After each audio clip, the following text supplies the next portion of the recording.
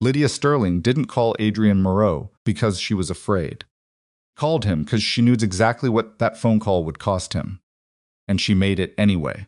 On the night of his first wedding anniversary, the one dinner his pregnant wife had spent 3 weeks quietly preparing. Lydia's voice came through his phone, trembling and breathless, saying men were outside her door, saying she had no one else, saying his name like it still belonged to her. Adrian left. He left the candles burning. He left the dinner untouched. He left the woman carrying his child, sitting alone at a table set for two. And when he arrived at Lydia's apartment, there was no one there. No danger, no threat, just Lydia, sitting calmly, looking almost relieved to see him. That was the moment everything changed. Not for Adrian, not yet. For Evelyn, if you've ever loved someone who kept choosing everyone else over you, this story will reach somewhere deep. Stay with me until the very end, because what Evelyn did next is something most people never have the courage to do. Subscribe to this channel so you never miss a story like this one. Hit that like button and drop your city or country in the comments right now. I want to see exactly how far this story travels. Now, let's go back to that night. The dining room of the Moreau lakefront mansion had cost more to furnish than most people earned in a decade. Floor-to-ceiling windows faced the dark water of Lake Michigan. The chandelier above the table was imported from Prague. The silverware had been a wedding gift from a man who ran half the port operations on the eastern seaboard and didn't give gifts to people he didn't respect. None of it mattered at 11:47 p.m. when Adrian Moreau finally walked through the front door. He stopped in the entryway and listened. The house was completely quiet. Not the comfortable quiet of someone asleep upstairs, but the specific, hollow quiet of a place that had been abandoned. Could feel the difference. After 38 years of reading rooms for danger, Adrian Moreau's body understood the absence of life before his mind caught up. He walked to the dining room anyway. The candles had burned almost to nothing. 2 of them had already gone out, leaving thin threads of smoke rising toward the ceiling. The food on the table, whatever Evelyn had prepared, had gone cold hours ago. 2 crystal glasses sat empty beside a bottle of wine that hadn't been opened. In the center of the table, between the 2 place settings she had arranged herself, lay his wedding ring. He stood there for a moment, looking at it. Beside the ring was a small folded note. Just 4 words, written in Evelyn's careful, unhurried handwriting. This time choose the right woman. Adrian picked up the ring. He turned it over in his fingers once.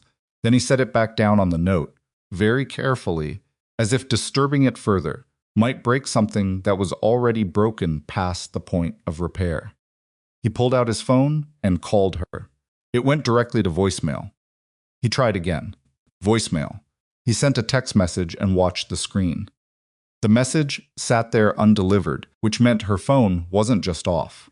The SIM had been switched, or the device was gone entirely. He called Marco, his head of household security, and kept his voice completely level. "Where is my wife?" Marco was already awake. That alone told Adrian something. "Mr. Moreau, we've been trying to reach you." "Mrs. Moreau left the property at approximately 9 o'clock.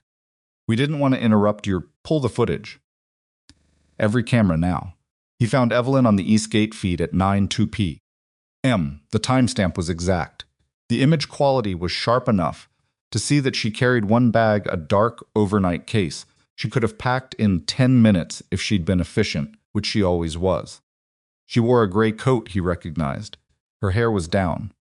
What stopped him was her face. She wasn't crying. She wasn't rushing. She moved with the particular, measured calm of someone who has already done the hard part and is executing what comes next. At the gate, just before the camera lost her, to the rainy street beyond, she paused. Barely a second. She lowered her head toward the lens, not looking up at it exactly, but acknowledging that she knew it was there, that she knew he would watch this footage, that this small, almost imperceptible nod was meant for him. Then she walked into the rain and disappeared. Adrian watched the clip 3 times. Then he sat down at the head of the empty dining table and did something no one who worked for him had ever seen him do. He sat completely still for 11 minutes and didn't speak to anyone. He was not a man who panicked. His father had trained that out of him, before he was 15. Panic clouds the picture, his father used to say. Panic is what the other side is counting on. But what Adrian felt sitting at that table wasn't panic exactly. It was the sudden disorienting awareness that he was several steps behind someone he had underestimated completely. His wife had planned this. That recognition hit differently than the anger he expected. He had anticipated anger at himself, at Lydia, at the situation. Instead, what came was something colder, a sharp, clarifying respect that sat next to his fear, like a blade laid flat on a table. Evelyn Hart Moreau had planned her own disappearance. She had done it while pregnant. She had done it without telling a single person in his organization. And he knew that because within 40 minutes of making calls, he had confirmed she wasn't with her sister in Evanston, wasn't with her parents in Michigan, hadn't checked into any hotel under her name or the 2 secondary identities she legally held from her previous work in financial compliance. Her phone was gone.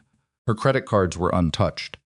She had taken what she needed and left everything else exactly where it was, including his ring, including the note, including a bottle of wine she had probably chosen 3 weeks ago for an anniversary dinner he hadn't stayed long enough to share.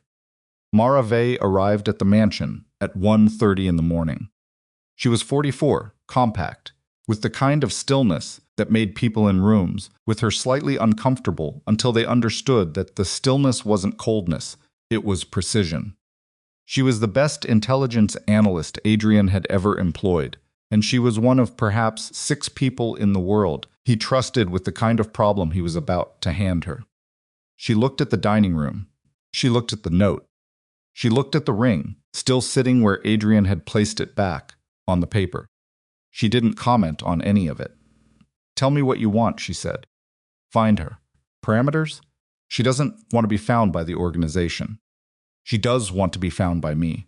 There's a difference, and she's counting on us to know it." He paused. She left a trail. She just made it hard enough that anyone who wasn't paying attention would miss it. Mara looked at him steadily. "You're sure she left a trail?" She nodded at the camera before she walked away. "She knew I would watch the footage. She was telling me she left something. Then we find the something." Mara pulled out her laptop. Where did she spend the most time in this house that wasn't shared space? Her private office. And her closet. They started with the closet. It took 22 minutes to find it, a small wooden box pushed to the back of a shelf behind a row of legal textbooks. Evelyn had kept from her years in financial law. Adrian would not have known to look there. It was Mara who noticed the books were organized by color rather than subject or alphabetically, which was not how Evelyn organized anything else in her life. Inside the box was a single handwritten card. "Start here." Adrian stood holding it for a moment. He recognized something in those 2 words that he hadn't expected: affection. Not anger, not accusation. She wasn't punishing him with this. She was guiding him, which meant whatever she had left him to find, she'd been afraid he wouldn't believe it unless he uncovered it himself. That thought sat in his chest like a stone dropped into still water, and the rings spread outward slowly. And he understood for the first time that the night he'd spent driving across Chicago to an apartment where there was no danger had cost him far more than an anniversary dinner. He just didn't know yet exactly what it had cost. Mara started reconstructing Evelyn's digital footprint from the last 8 months. Not her phones, not her email, those were clean, which was itself information, but the secondary access points. The research she had done on library terminals in the Gold Coast branch, which Evelyn visited once a week, ostensibly for the reading room. The printer records from the FedEx on Michigan Avenue, where someone using a guest account had printed 240 pages of financial documents over 6 separate visits between February and September. Pattern that emerged was methodical in a way that made Mara go very quiet for a long stretch. She set her laptop down on the kitchen counter and looked at Adrian across the island. "Your wife was conducting a financial investigation," she said. "A serious one, not something she stumbled into. This was structured." "Into what?" "Into your organization." Mara let that land before she continued.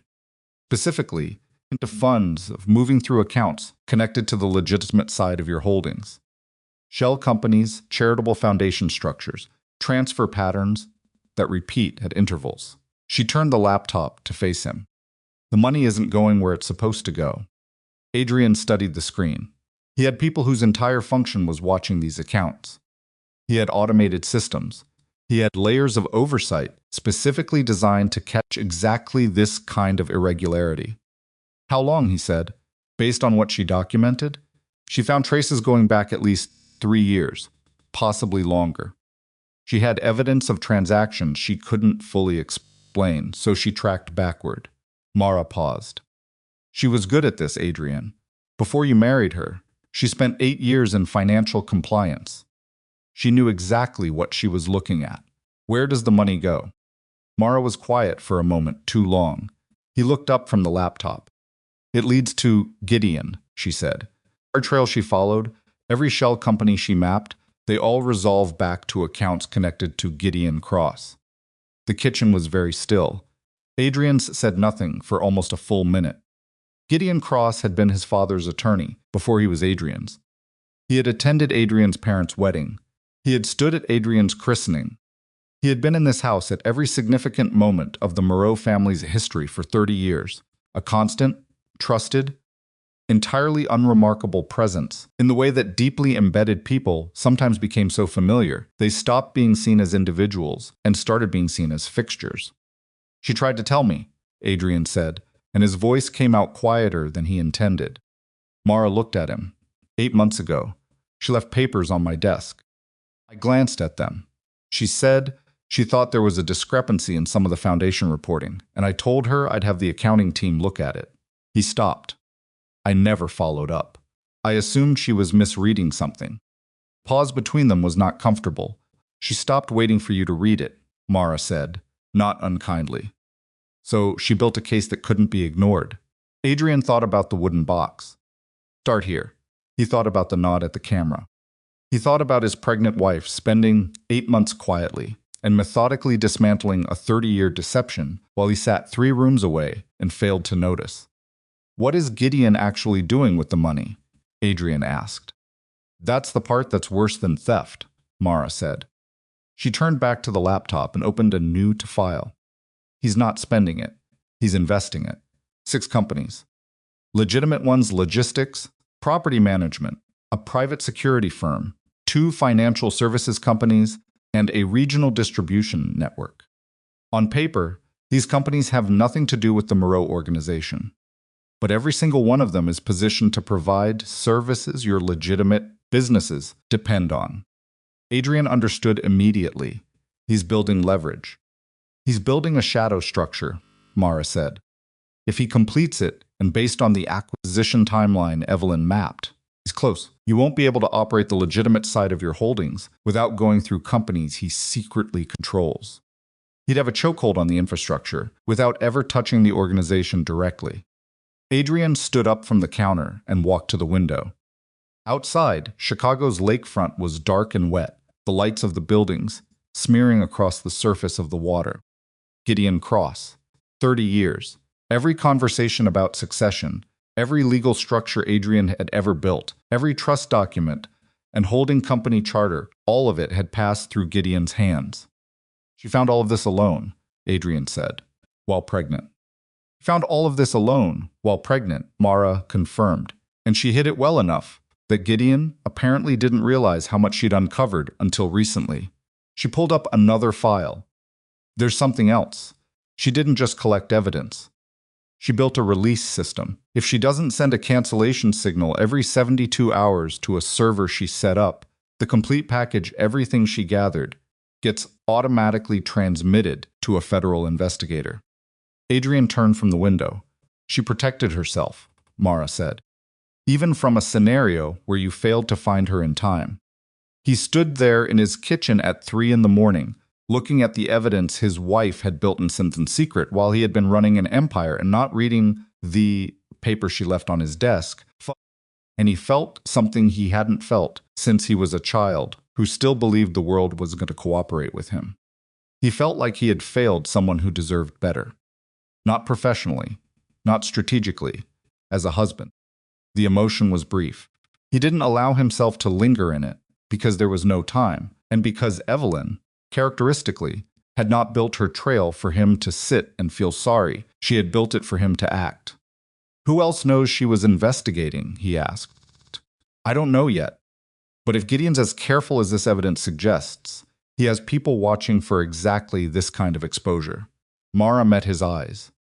If he's figured out that she knows everything and that she ran, then she's not just gone, Adrian said. She's hiding. He picked up his phone. He had a 30-year friendship to dismantle, a parallel empire to expose, a federal release system ticking down, and a pregnant woman somewhere in Chicago who had trusted him just enough to leave him a trail, but not enough to wait and see if he would follow it. He had 72 hours. He started walking. The first thing Adrian did at 4 in the morning was call Peter Soren. Not because Peter was the most powerful person in his network. Not because Peter had the most connections or the fastest access to information. He called Peter Soren because Peter was the only financial analyst in the city who had once told Adrian, to his face, across a conference table full of lawyers, that a particular structure Adrian's team had proposed was embarrassingly transparent to anyone who actually read balance sheets. Adrian had nearly fired him that afternoon. Instead, he had given him a raise because the one thing he had always been able to recognize, even when it irritated him, was someone telling the truth when the easier thing would have been to agree. Peter answered on the second ring, which meant he hadn't been sleeping either. I need you here, Adrian said. A pause. What time is it? 4. Another pause, shorter. I'll be there in 20 minutes. Peter Soren arrived in 19, wearing a coat over what were clearly pajama pants, his reading glasses already on, his laptop bag over his shoulder. He walked into the kitchen, looked at Mara, looked at the documents spread across the island, looked at Adrian, and said nothing for about 4 seconds while he processed all of it. Gideon Cross, he said finally. Not a question. Adrian looked at him sharply. Peter set his bag down.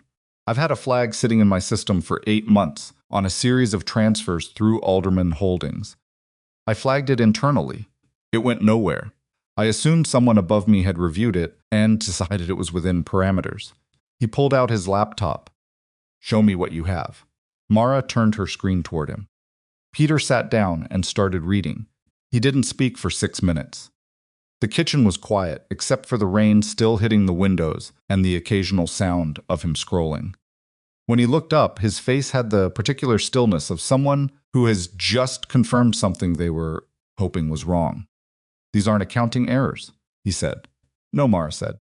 This is a structured extraction. Whoever set this up understood exactly which reporting thresholds would trigger internal review and kept every individual transaction just below them.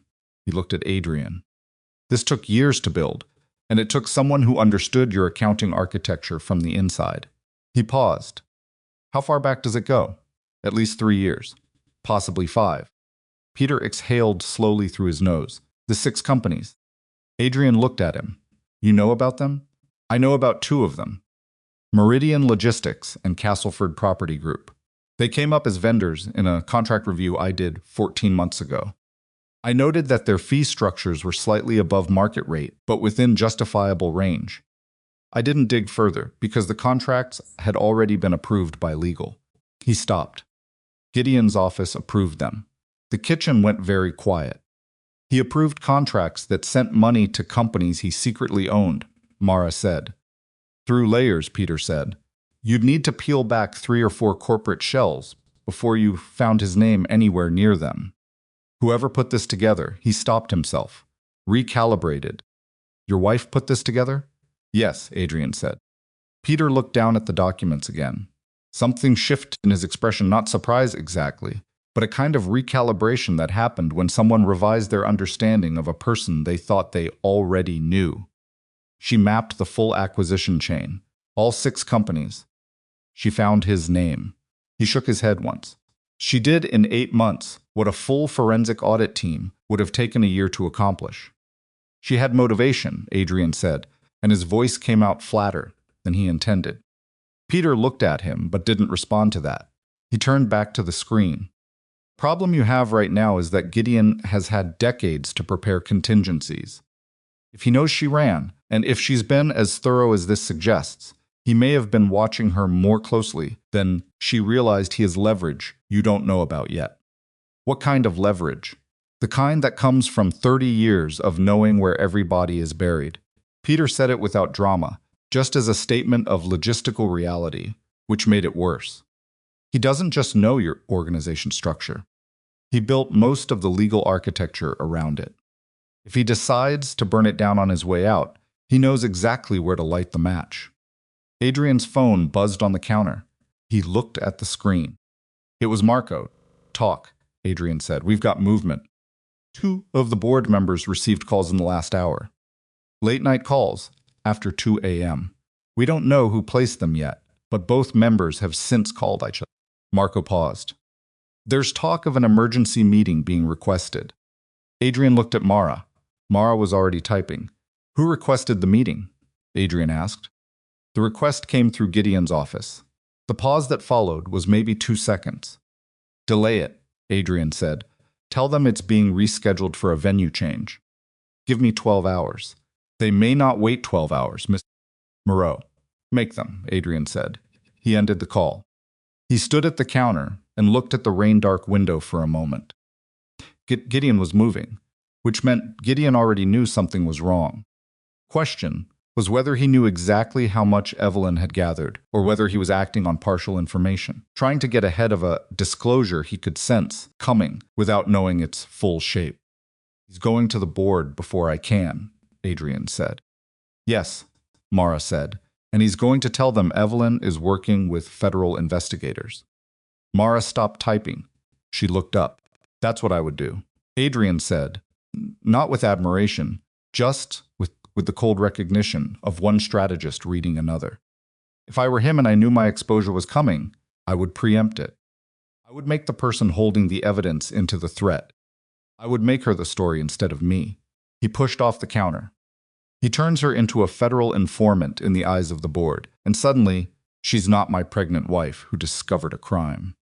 She's a liability, a traitor, and the organization will want her dealt with before they ever sit still long enough to hear what she actually found. Peter had gone very still. He'd do that? Peter asked. To a pregnant woman? Adrian looked at him without expression.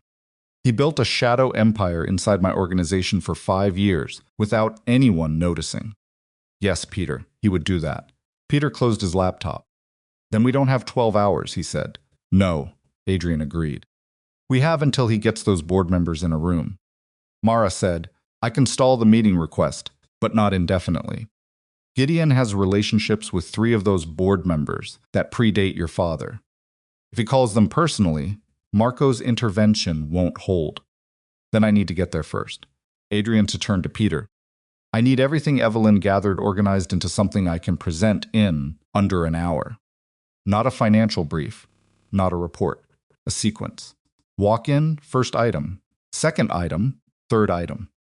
I need them to understand it before Gideon has a chance to frame it. Peter was already opening his laptop again. Give me 4 hours. You have 2. Peter looked up. Adrian. 2 hours, Peter. Peter exhaled. Fine, 2 hours. But I need Mara will help you. I need to find Evelyn. He left them in the kitchen and walked to Evelyn's private office. He hadn't spent much time in this room. That was another thing he understood now with the particular clarity that came from being several hours into a crisis he should have seen coming. Evelyn had this office in their home, a small room off the main hallway with a desk and bookshelves, and a window that faced the side garden, and he had walked past it 10,000 times and walked into it maybe a dozen. He hadn't seen it as a space she used, seriously. He had seen it as a room she kept for her own reasons, the way people kept hobbies or personal correspondence. He had been wrong about that. The desk was clear. Whatever she had used regularly, she had taken or destroyed. The room itself was organized in a way that still carried her logic, the way she filed things, the way she labeled the narrow drawers along the left side of the bookshelf, the way the reference books were grouped. He started with the drawers, third drawer from the bottom. It wasn't locked, she wouldn't have locked it, because she wouldn't have needed to hide things from him. She would have needed only to keep them unnoticeable, which was different. Inside was a manila envelope, sealed with a strip of tape. On the outside, in her handwriting, second. He opened it. Photograph. Gideon Cross and another man, outside what looked like a downtown parking structure. Mid-morning, neither of them aware of the camera. Gideon was handing the other man a folded document. The other man, Adrian, didn't recognize him, was receiving it without looking at it, which meant he already knew what it contained. Beneath the photograph was a name written in pencils on a separate card. Martin Vale, Accounts Receivable, Alderman Holdings. See Recordings. He found the recordings in the bottom drawer of the desk, a small external drive taped to the underside of the drawer above, which was either careful hiding or the kind of thing someone does when they fully expect the person looking to know where to check. He chose to believe it was the second. He brought the drive to Mara. She plugged it in without comment.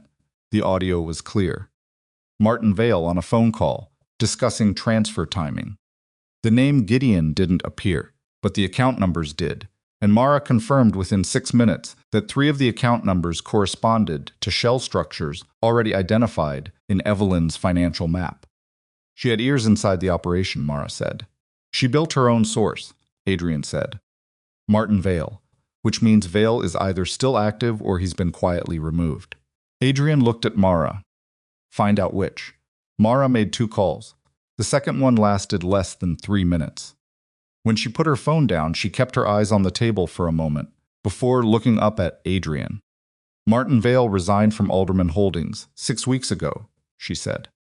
His forwarding address with HR is a P.O. box in Indiana that was registered and then abandoned. His personal cell goes to a disconnected tone. She paused. He has a sister in Milwaukee. Our people made a quiet check an hour ago on my request. She hasn't heard from him in 2 months. She's been trying to reach him. The silence in the room was different after that. Adrian sat down in Evelyn's desk chair, placed both hands flat on the desk surface. He looked at the clean, empty space where her work had been, the work she had done carefully and alone, and in full knowledge of what the risks were. She had known what Gideon was capable of. She had known that people who got too close to what she was uncovering didn't stay safe. And she had kept going anyway. While pregnant, he thought about the night 8 months ago when she had left those papers on his desk. He tried to reconstruct the memory precisely. He had come in from a meeting that had run long. She had been standing near the window, not looking at him, which should have told him something. Evelyn always looked at him when he entered a room. It was one of those small habits he had taken for granted, so completely he hadn't noticed it as a choice. She had said, without turning, I left some documents on your desk. I'd like you to read them when you get a moment. He had sat down. He had glanced at the top page. Numbers, account structures, the kind of density that made his eyes want to move on. He had said, I'll have the accounting team take a look. She had turned then and looked at him, and there had been something in her face that he had read at the time, as mild disappointment, the ordinary domestic kind, the kind that comes from someone wanting a thing and not getting it in the moment. He had not read it as the look of a woman who had just learned that she was alone in a way she hadn't understood before. He had failed her completely in that moment, not maliciously, not deliberately, just with the casual, confident inattention of someone who had never seriously considered that the person closest to him might be the most capable person in the building. His phone buzzed again. Marco, the meeting is happening, Marco said. Gideon called Ferris directly. Ferris called Brody and Lautner. They're convening in 2 hours at the Halstead Club. A pause. Gideon told Ferris that there's evidence Evelyn has been in contact with federal investigators for the past 4 months. Adrian stood up from the chair. He said she's been feeding them information about the organization under a cooperation agreement. Marco's voice was flat and professional, but there was something underneath it, a tightness that came trying to tell his employer something terrible while maintaining the appearance of neutrality. He said her disappearance confirms it. He said she ran because she knew you'd find out. Who's in the room believing it? Adrian asked. Silence for a moment. Ferris seems to be moving in that direction, Marco said quietly. Brody's asking questions. Lautner hasn't said anything yet. Get me into that building before they sit down, Adrian said. and get Peter on the phone. Tell him 2 hours just became 90 minutes. He ended the call and looked at Mara. If Ferris goes over to Gideon's side before I get in that room, he said, there will be people in this organization actively looking for my wife before morning. I know, Mara said. She's somewhere in this city.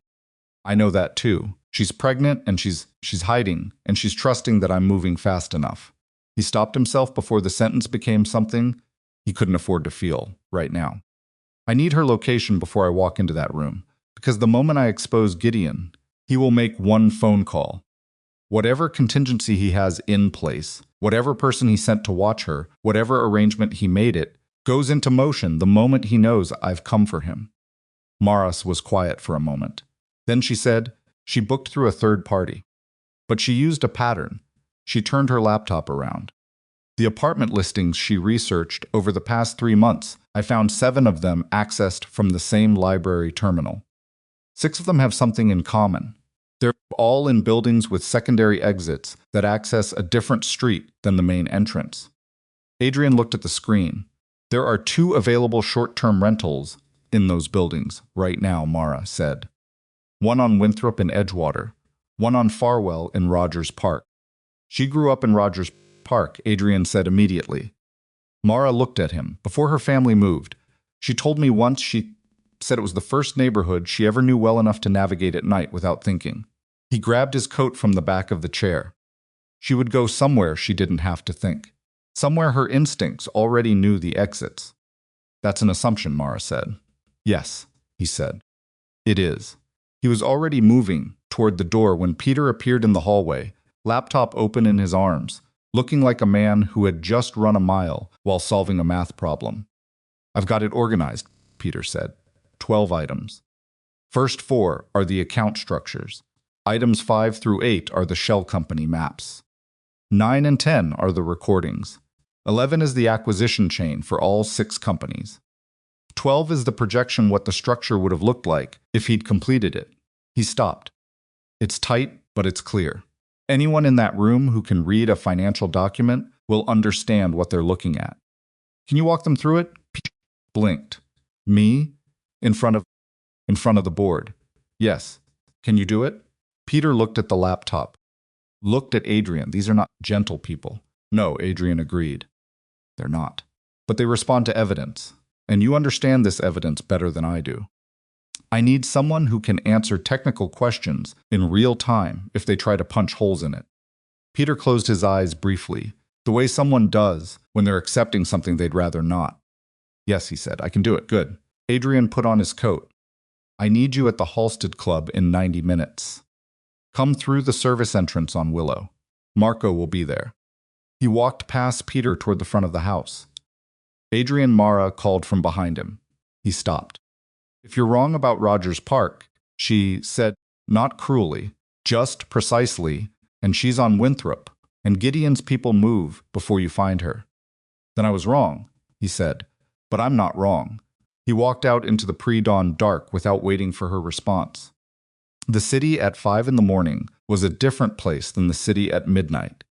The rain had stopped, but left the streets wet and empty and lit by the amber wash of street lamps that made everything look slightly unreal.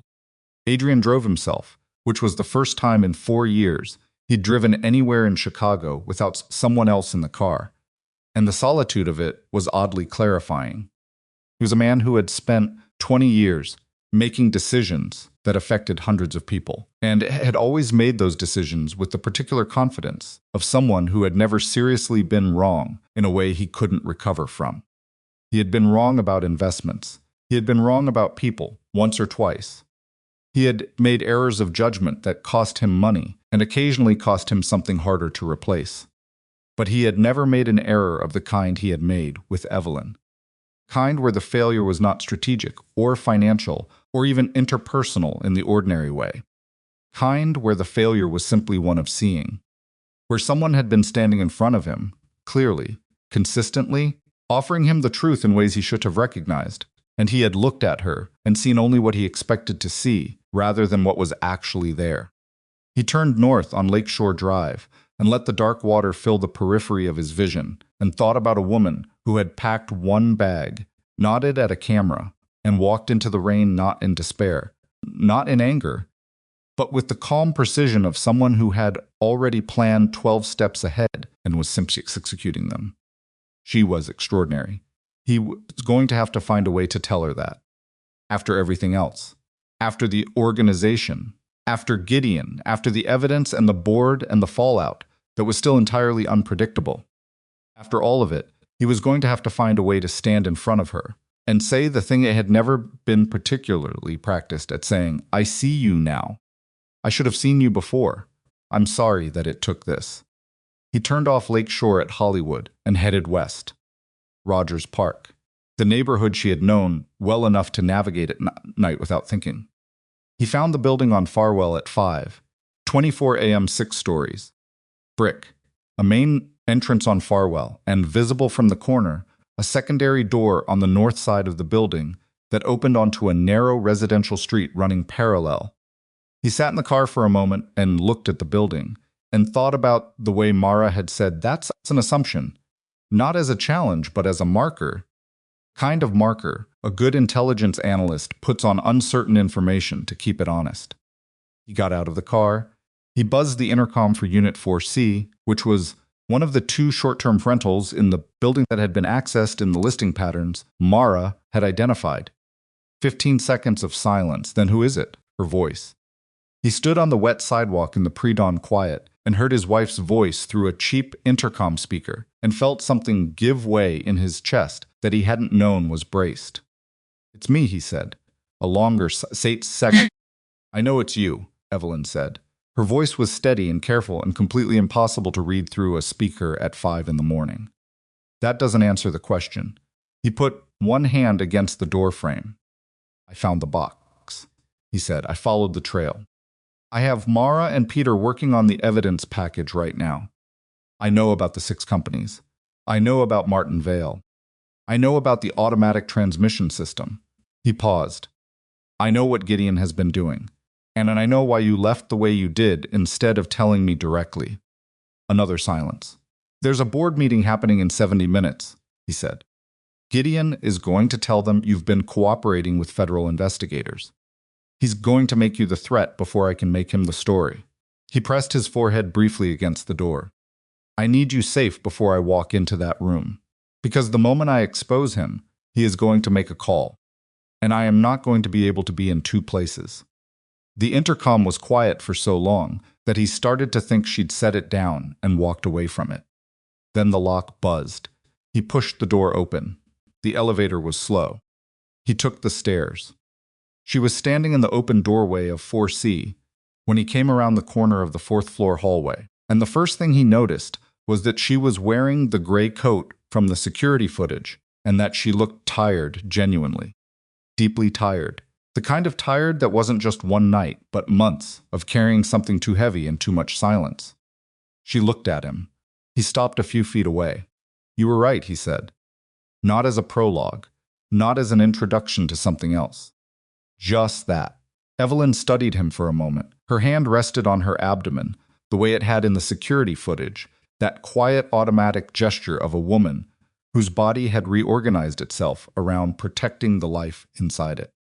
"You have 70 minutes, she said. "I know." "Then come inside," she said. "We don't have time for the conversation we need to have. But there's something I kept back from the trail that you're going to need before you walk into that room."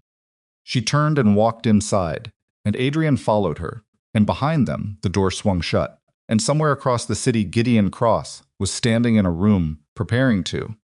Gideon Cross had been preparing this particular speech for 11 months. That was the thing Adrian didn't know yet, the thing Evelyn had found buried in the last folder on the external drive, the one she hadn't included in the trail because she hadn't been sure it was real until 48 hours before she disappeared. She set the drive on the kitchen table between them and sat down across from Adrian, and she didn't look at him the way he expected. She didn't look wounded or waiting for an apology or even particularly relieved that he was here. She looked like what she was, a woman who had been running a covert investigation for 8 months and was now in the operational phase And the fact that her husband was sitting across from her was relevant information she was integrating in real time. 11 months ago, she said, Gideon commissioned a document, not through his normal legal channels. He used a private transcription service, an Indianapolis cash payment, courier delivery, no digital record. I found the service through Martin Vale's expense reports before he disappeared. She opened the drive on her laptop. Vale kept receipts for everything. It was a professional habit. Gideon probably didn't know that. What's in the document? Adrian asked. It's a narrative, Evelyn said. 43 pages. Constructs a version of the Moreau organization's financial history, in which the illegal activity, all of it, everything going back 15 years, was authorized and directed by you personally. She turned the laptop to face him.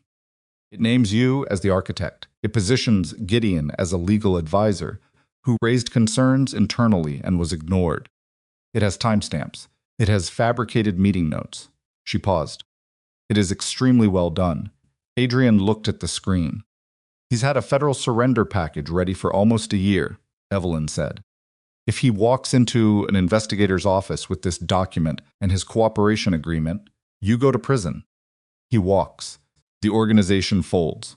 And everything he built, the 6 companies, the parallel structure survives, because none of it is legally connected to the Moreau name. The kitchen of the Rogers Park apartment was very small. The overhead light was cheap fluorescent and made everything look slightly washed out. Adrian sat with both hands flat on the table and read the first 3 pages of the document on the screen and felt something he hadn't felt in a very long time. He felt cornered. Not strategically cornered, not tactically cornered, the way he occasionally felt in negotiations where the other side had more leverage than he'd anticipated. Cornered the way an animal is cornered, where the space behind you is gone, and the space in front of you is a threat, and the only remaining variable is how you choose to behave in the next 30 seconds. How solid is it? He asked. Solid enough that a prosecutor with ambitions would take it to a grand jury. Evelyn's voice didn't waver. Some of the fabricated meeting notes have corroborating details that could only have come from someone who was actually in those meetings. He's been building this for a long time, Adrian. This wasn't a contingency plan he threw together when he realized I was investigating. This was always the exit strategy. He was always planning to burn me when the time came. He was always planning to replace you, Evelyn said. Burning you was just the mechanism. Adrian closed the laptop. He stood up and walked to the window. The neighborhood outside was beginning to wake a light on in the building, across the street, the distant sound of an early bus. Ordinary city morning. Completely indifferent to the fact that everything he had built over 20 years was sitting on a knife edge in a small apartment in Rogers Park while a man he had trusted like family was 40 minutes away preparing to collapse it. You should have led with this, he said, not accusatorially, just as an observation. I didn't have it confirmed until 2 days ago, Evelyn said. I found the expense receipt. I tracked the transcription service. The courier record took another week, and by the time I had the chain of custody solid enough that you couldn't dismiss it, she stopped. He turned from the window. By the time I had it, she said, I'd already decided that telling you directly wasn't the option that worked. Because the document exists, and Gideon has it, and if I walked up to you and said your most trusted advisor has a federal surrender package that frames you for everything without the full evidence trail to back it up, you would have called Gideon. The truth of that sat in the room between them. He would have. Not because he doubted her, not consciously, but because 30 years of instinct would have reached for the phone before his rational mind caught up. And in the 2 minutes between the call connecting and Adrian explaining why he was calling, Gideon would have known everything he needed to know about how much time he had left. I would have called him, Adrian said. Yes, Evelyn said simply. And he would have moved the surrender package into play immediately. Yes. Adrian looked at her across the small kitchen, and there was a long moment where neither of them spoke, and in that moment he understood something about his marriage that he had spent 14 months not fully understanding. She had not been careful with him because she didn't trust him. She had been careful with him because she understood him better than he understood himself, and that understanding had required her to carry something alone that no one should have had to carry alone. And she had done it because the alternative was worse. His phone buzzed on the table. He picked it up. Marco. The meeting moved up, Marco said. His voice had the particular texture of someone delivering information they know is going to change the temperature of the room. Gideon got to Ferris at 5:30. Ferris called an emergency convening. They're at the Halstead Club right now. It's already started. How many people in the room? 8. Full board -2. Castellan is in London. Moreau is in the hospital. A pause. Gideon presented first. He's been talking for 20 minutes. Adrian's hand tightened on the phone. What's the room reading? He asked. Divided, Marco said. But Ferris is with Gideon. And Ferris brought Lautner. That's 3 votes before you've walked in the door. A pause that was almost too long. There's something else. They took a preliminary vote on the Evelyn situation. 6-2 to classify her as a hostile actor pending investigation. The words landed in the room like something physical. Evelyn was watching him. She read his face. She had always been able to read his face, which was something very few people could do, and she said nothing. But her hand moved to her abdomen again, that quiet automatic gesture. I'm on my way, Adrian said. He ended the call. They voted, Evelyn said. Not a question, yes. Against me. 6-2. It's preliminary. He was already moving, picking up the drive from the table, looking around the apartment for things she needed. You're not staying here. If Gideon has this address. He doesn't, she said. But I know you have to go. She stood up. There's a secondary exit through the laundry room on the 2nd floor. Comes out on Paulina. I have a car 2 blocks north. She paused. Mara knows a federal contact I've been building toward. Her name is Diana Mercer, Organized Crime Financial Crimes Unit. I've been preparing a formal presentation for her for 3 months. She looked at him steadily. If you walk into that room and it goes wrong, if Gideon plays the surrender document and they believe that Mercer is the move, not a negotiation, not a delay, direct presentation of everything to federal authority. That burns the organization, Adrian said. Parts of it, yes. Evelyn Adrian. Her voice was quiet, but it had an edge to it that stopped him. I built this case to protect our child, not to protect the organization. If it comes to a choice between those 2 things, you already know which one I've chosen. She looked at him without blinking. I need you to have chosen it too before you walk out that door. He looked at her for a long moment. Then he said, I've chosen it. She nodded once. He left. The drive from Rogers Park to the Halstead Club in the near north side was 22 minutes at that hour, and Adrian spent 18 of them on the phone. Mara first, giving her the Rogers Park address and telling her to get someone to Evelyn within the hour. Then Peter, who was apparently already in the service entrance of the club, which meant Peter had a higher threshold for dangerous situations than Adrian had previously credited. They're in the main room, Peter said over the phone, his voice low, slightly unsteady. I can hear Gideon through the door. He's good, Adrian. He's very good. He's been talking for 25 minutes, and I've been listening through the wall, and he sounds... Peter paused. He sounds like a man telling the truth. What is he saying specifically? He's walking them through a timeline. Evelyn, beginning of the year, making contact with a federal financial investigator through a nonprofit legal aid organization she volunteered with. He has a document, I don't know what it is, but he's distributing physical copies that he's calling a proof of contact. He's saying she's been feeding them organizational financial data for 4 months. Peter's voice dropped further. He's saying you knew about it and chose to protect her over the organization. He's making you complicit. He what? He's saying this isn't just about Evelyn. He's saying you've been covering for a federal informant because she's your wife, and that the board needs to make a decision about leadership before this gets worse. A long pause. Ferris is asking questions that sound like agreement, not challenge. And Brody's quiet. When Brody goes quiet, he's making up his mind. I'm 4 minutes out, Adrian said. Don't let that door open until I'm in the building. He ended the call and drove and thought about Gideon Cross in that room, standing at the head of a table Adrian's father had bought 40 years ago. using 43 pages of fabricated history and 30 years of accumulated trust to take apart everything the Moreau family had built. 11 months of preparation.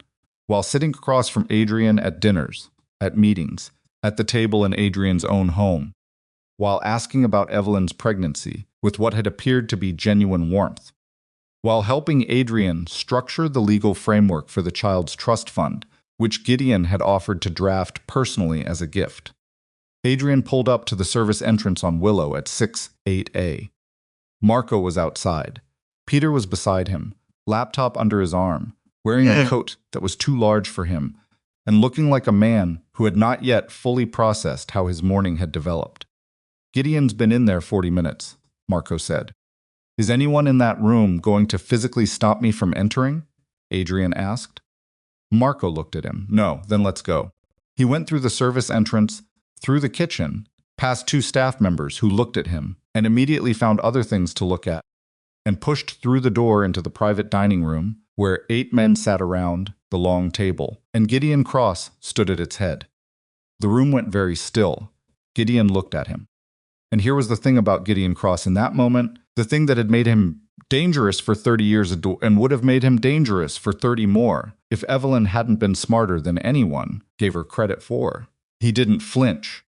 His expression shifted from mid-sentence concentration to something that might have been relief, and he said, with what sounded entirely like genuine concern, Adrian, thank God. I was hoping you'd come. The performance was extraordinary. Adrian stood in the doorway and watched it, and for half a second, just half understood why Evelyn had needed a trail instead of a conversation. Because in a room full of men who had known Gideon Cross for decades, that half second of doubt was enough. Sit down, Gideon, Adrian said. Adrian, I know this looks. I said sit down. The room was quiet enough to hear the heating system in the walls. Gideon looked at him for a moment, and there it was, underneath the performance, barely visible, a calculation, a rapid assessment of how much Adrian knew and how quickly he'd gotten there, and whether the surrender document was still a viable option or whether the window had closed. Gideon sat down. Adrian looked at the room. Ferris, to Gideon's right, watching Adrian with the particular expressionlessness of a man who is committed to a position and is waiting to see if it holds. Brody across the table, still quiet, hands folded. Loucher beside him. 5 other men Adrian had known for years, in various conditions of tension and uncertainty. He set the drive on the table. Peter, he said. Peter came forward and connected the drive to the room's display system, and his hands were shaking slightly, which Adrian noticed, and which also, unexpectedly, made the moment feel more true, because a man with shaking hands, presenting evidence at 6 in the morning was not performing. He was doing something he found genuinely frightening, and the room could see it, and it read as real. The first item came up on the screen. This is an account structure map, Peter said, and his voice was steadier than his hands. Compiled over 8 months by Evelyn Moreau, using transaction records, shell company filings, and financial transfer documentation. I've spent the last 2 hours verifying the primary data against source records I have access to as a financial specialist for this organization. He looked at the room. What you're looking at is a systematic extraction of funds from the Moreau legitimate business holdings. 3 years of documented transfers, totaling, he clicked to the next slide, $41 million. Someone at the table said, "That's not possible." "It's documented," Peter said. He moved through the slides. Count structures, shell companies, the charitable foundation routing. The sequence was tight, and it was clear, and it was exactly what Adrian had asked for. Not a financial report, but a story, told in numbers that didn't require interpretation because the pattern was too consistent to mean anything other than what it meant. At slide 7, the acquisition chain, Gideon said, "I need to say something." "No," Adrian said. The board can hear you after they've seen the evidence," Adrian said. "That's how this works. Evidence first, response second." Something shifted in Gideon's face, just slightly. The relief performance was gone. What replaced it was more honest, and therefore more dangerous, the face of a man who is recalculating odds in real time. Peter moved through slides 8, 9, 10. At 11, the full acquisition map of the 6 companies. Brody leaned forward. These companies, Brody said. What's the connection to Gideon specifically? I see the shell structures, but… Item 12, Peter said and clicked forward. The final slide was a document chain.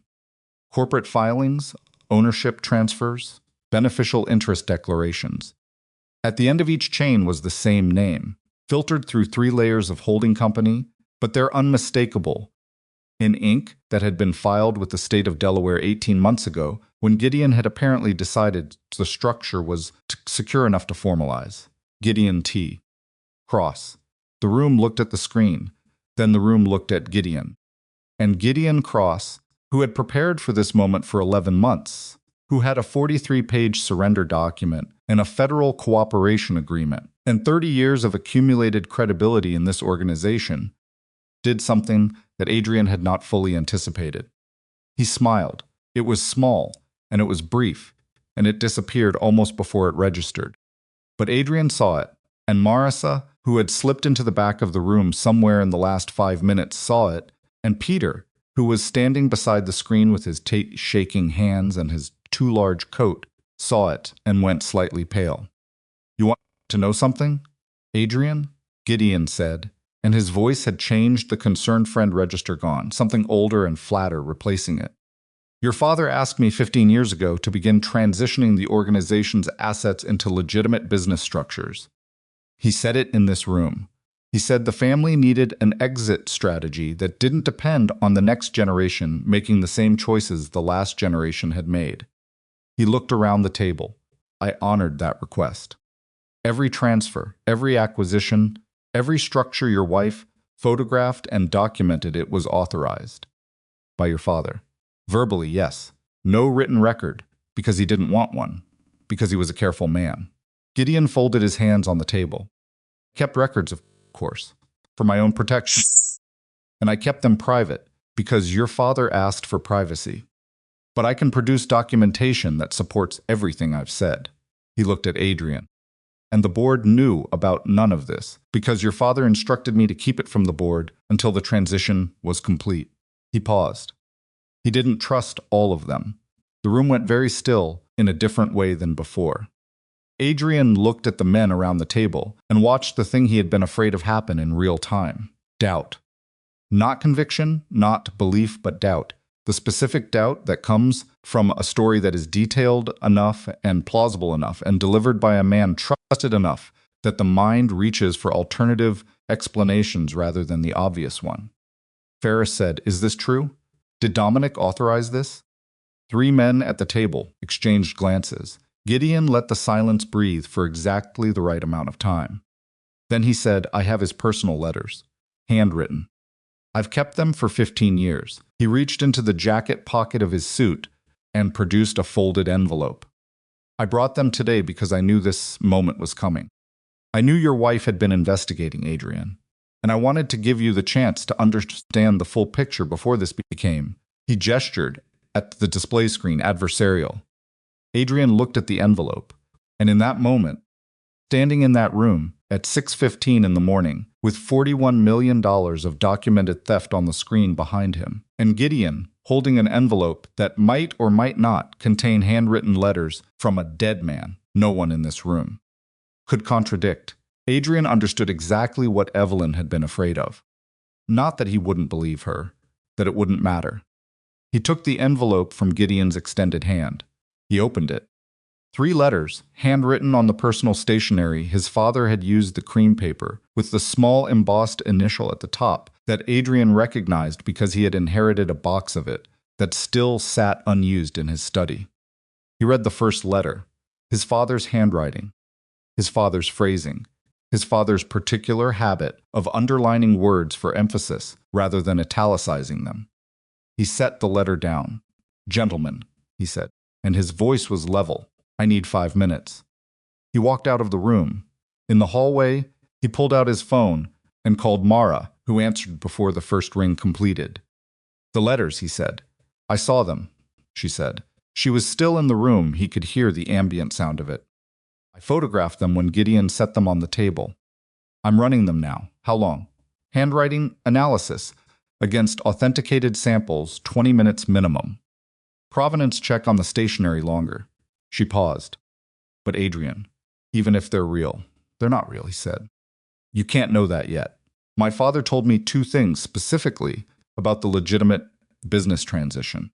He told me it was too slow, that the organization wasn't ready, and that he was shelving the plan until I was established enough to manage the transition myself. He stopped. He told me that the year before he died, he would not have simultaneously been authorizing Gideon to begin the transition without telling me.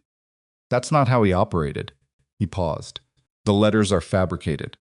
But proving that in the next 40 minutes may not be possible, Mara said quietly. The hallway was empty and fluorescent lit, and smelled like the particular cleaned carpet smell of private clubs that were maintained rather than loved. Adrian stood in it and looked at the wall, and thought about Gideon sitting in that room right now, watching the door, timing the seconds, calculating whether the letters had done enough damage to shift the room back. His phone buzzed. A text from a number he didn't recognize, Moreau. My name is Raphael Ferris, not the Raphael in the room, his son. My father doesn't know I'm contacting you. I know something about Gideon Cross that changes everything. Meet me outside now. Service entrance. 3 minutes. Adrian stared at the message. He went back into the room. 2 more minutes, he said to no one in particular, and walked to the back where Mara was standing and showed her the phone. She read the message. Her expression didn't change, but her eyes did. Could be Gideon, she said under her breath. Could be, Adrian agreed. Or it could be the thing I don't have yet. You go out that door. Gideon controls this room for another 5 minutes. I know. Peter can't hold them, she said. Not if Ferris Sr. pushes for a vote on the leadership question. I know that too. He looked at her. She looked back. Go, she said. I'll manage the room. He walked out the service entrance. Raphael Ferris the younger was 26 years old, shorter than his father, and was currently standing in an alley behind the Halstead Club at 6:20 in the morning, looking like he hadn't slept and had been arguing with himself about this decision for longer than the 3 minutes he'd asked for. Talk, Adrian said. My father has been providing information to federal investigators, Raphael said. Not slowly, not carefully the way you say something when you've been holding it too long, and the container has finally failed. For 2 years. Not voluntarily. They have him on a separate exposure. Something from 12 years ago that he thought was buried. They threatened him with a 10-year sentence. He's been feeding them organizational financial data every quarter. He stopped to breathe. He doesn't know I know. I found the contact protocol on his personal server 18 months ago. I've been sitting on it. Adrian looked at him steadily. Why are you telling me now, he said. Because Gideon knows, Raphael said. He found out 6 months ago. He's been using it as leverage over my father. That's why my father is sitting in that room right now, voting with Gideon. It's not conviction, it's coercion. Gideon told him that if he didn't support the move against you, he'd expose the federal arrangement to the full board.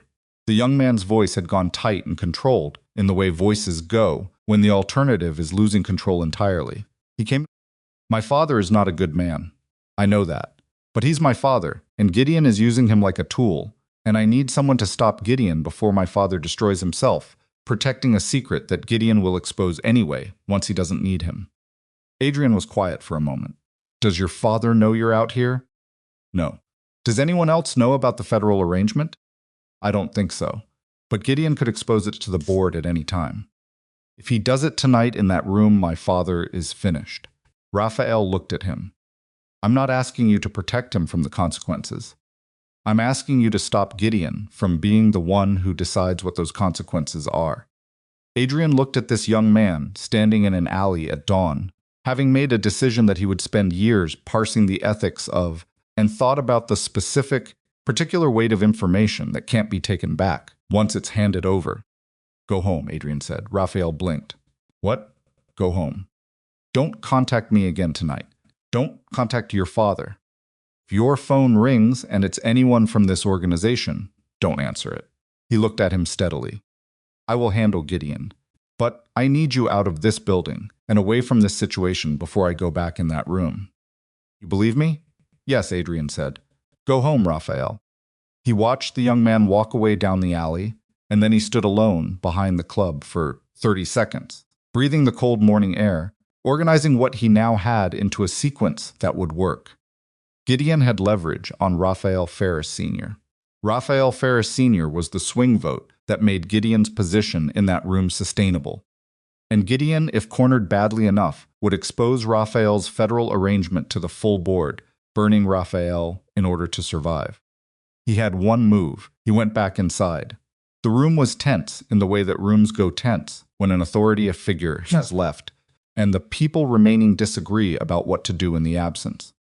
Peter was standing beside the display screen, looking like a man who has been asked several questions he couldn't fully answer. Mara was in the corner with her phone, her expression perfectly composed in the way that meant she was managing something difficult. Gideon was still at the table, still calm, still in the performance. Adrian walked directly to the head of the table and stood beside Gideon. "I want to play a recording," he said. He looked at Peter, who connected the second audio file from the drive, the one Evelyn had labeled Recording 2, Vale Cross Direct. Gideon's voice filled the room. Not a phone call, a direct conversation recorded in what sounded like a parking structure, which matched the photograph Evelyn had included in the second envelope. Gideon's voice and Martin Vale's voice, discussing the transfer timing for Alderman Holdings funds, the account numbers, the shell routing, the name of the acquisition target, Meridian Logistics, one of the 6 companies. The room listened. When it ended, 3 of the men around the table were looking at Gideon with expressions that had changed in the way expressions change when a story you were almost willing to believe suddenly develops a crack you can't stop seeing. Gideon said, "That recording can't be authenticated." Chain of custody. "The chain of custody is documented," Mara said from the corner, and she stepped forward and placed a printed document on the table in front of the nearest board member without looking at Gideon. Evelyn Hart Moreau's collection log. Dates, locations, methods, equipment specifications. It was compiled in parallel with the evidence itself. Every item has a corresponding entry. Gideon looked at the document. And here was the moment, the one Adrian had been waiting for since he walked in, the one that required everything else to have happened first to be legible. Gideon looked at the chain of custody document, and he understood that the letters weren't enough, and he understood that the recording was real, and he made the decision. He looked directly at Raphael Ferris Sr. "Raphael," he said, "tell them about your arrangement." The word arrangement landed in the room like a hand grenade, with the pin already pulled. Raphael Ferris Sr. went pale. Not gradually, immediately. The color drained from his face with the specific totality of someone who has been preparing for this moment and is discovering that preparation means nothing when it actually arrives. "Tell them," Gideon said, still calm, "about the federal investigators. Tell them what you've been providing and for how long. Tell them that the federal interest in this organization isn't coming from Evelyn. It's been inside this room for 2 years. Every head at the table turned to Raphael. And Raphael Ferris, 61 years old, with a son who had just stood in an alley and tried to protect him, opened his mouth, and Raphael Ferris opened his mouth and said, I need a lawyer." The room sat with that for exactly 2 seconds. Then Brody said, "That's an answer." It was. Everyone in the room understood that it was. Man who has nothing to hide doesn't ask for a lawyer before he speaks in a private meeting. A man who asks for a lawyer in a private meeting at 6:15 in the morning, when no one has charged him with anything, when the only thing on the table is a question, that man has already told you what you needed to know. Gideon understood this immediately. Adrian could see it in the way Gideon's posture shifted barely, just a fraction, the shoulders dropping a centimeter and then pulling back up. The micro-adjustment of someone who has just watched a card they were counting on fail to play the way it was supposed to. Raphael's silence was supposed to be the room-changing moment. The revelation of a second informant inside the organization was supposed to create enough confusion and mutual suspicion that Gideon's position, already damaged by the recordings and the financial map became survivable again by comparison. Instead, Raphael had asked for a lawyer, which meant Raphael was, in this moment, more afraid of criminal exposure than of anything Gideon could do to him in this room. which meant the room had just learned that Raphael's situation was serious enough to require legal protection, which meant Gideon had been leveraging something real, and that the leverage itself was now visible to everyone sitting at the table. Gideon had exposed his own weapon by reaching for it. Adrian stood at the head of the table and let the room process this for 10 seconds, which was exactly as long as he could afford. "Here's what's going to happen," he said. He didn't raise his voice. He didn't need to. The room was already oriented toward him in the specific quorum in the specific way rooms, Orient who appears to have the clearest picture of what's actually happening. Raphael is going to speak to legal counsel today before this meeting formally concludes. That counsel is going to advise him on how to convert his current arrangement with federal investigators into a voluntary cooperation with full legal representation, which is a materially different thing from what he's been operating under for 2 years. He looked at Ferris Sr., who was sitting very still, with his hands flat on the table and his eyes somewhere between Adrian and the wall behind him. The federal arrangement ends, not by default, not by exposure, by his choice, handled properly, with the right lawyers, through the right channels. He paused. And whatever his brother's legal situation is, that gets addressed separately through legitimate means, without a federal investigator holding a 10-year sentence over a family member's head as leverage. He looked at the room. That's not a negotiation. That's what happens next. Gideon said, "You don't have the authority to Gideon." Adrian's voice dropped rather than rising, and something in the drop of it stopped the sentence in its tracks. "You just tried to use Raphael Ferris as a weapon in this room. You exposed his federal arrangement, which you've been holding privately over his head for 6 months in front of every person at this table, in the hope that it would create enough chaos to survive what the recordings showed." He looked at him steadily. Didn't work. And now everyone in this room knows that you've been running a private coercion operation against a board member, on top of everything else. He picked up the drive from the table, the one Evelyn had built, the one that had started this morning, and held it. "You have no cards left. You have an exit, or you have a fight. I'd recommend thinking carefully about which one costs you less." The room was so quiet that Adrian could hear the heating system, the same institutional ambient hum he'd noticed in the hallway, and someone's coffee cup being set down with the small porcelain sound of a person who needed to do something with their hands. Gideon looked at Adrian. Adrian looked back. 30 years of knowing someone's face, and Adrian had never seen it look like this. Not the performance, not the professional warmth, not the careful, strategic calm. This was the face underneath all of those things, stripped back to something older and harder, and much less comfortable to see. Gideon Cross was 61 years old, and had built his entire professional life on the ability to control the room he was in, and the room was no longer his, and his face knew it. "The financial records," Gideon said. His voice was still level, still professional, which was, Adrian recognized, the last card he actually had composure. The appearance of someone who still has options he hasn't played yet, whether or not that was true. "If I provide the complete financials, everything, what does that look like?" "It looks like you cooperating," Adrian said, "which is the only path that gives you any room to maneuver with federal authority. Your current cooperation agreement doesn't cover what you did. You know that. Mercer's office knows that by now, or they will in the next 2 hours." He paused. "But a man who is actively cooperating, who is providing complete records voluntarily, who is not obstructing that man's conversation with investigators, looks different from a man who made them chase him." Gideon was quiet for 4 seconds. "I want that in writing," he said. "I'm not a prosecutor," Adrian said. "I can't give you anything in writing. What I can tell you is that the complete records, delivered today, changes the shape of what comes next. What Mercer does with that shape is between you and her." He held Gideon's eyes. "But I'll tell you what I told the room about Raphael. I am not going to be the one who decides your consequences. That's not my job anymore. My job was to find out what you were doing and stop it." He set the drive back on the table. "That's done." Gideon looked at the drive. He looked at the room.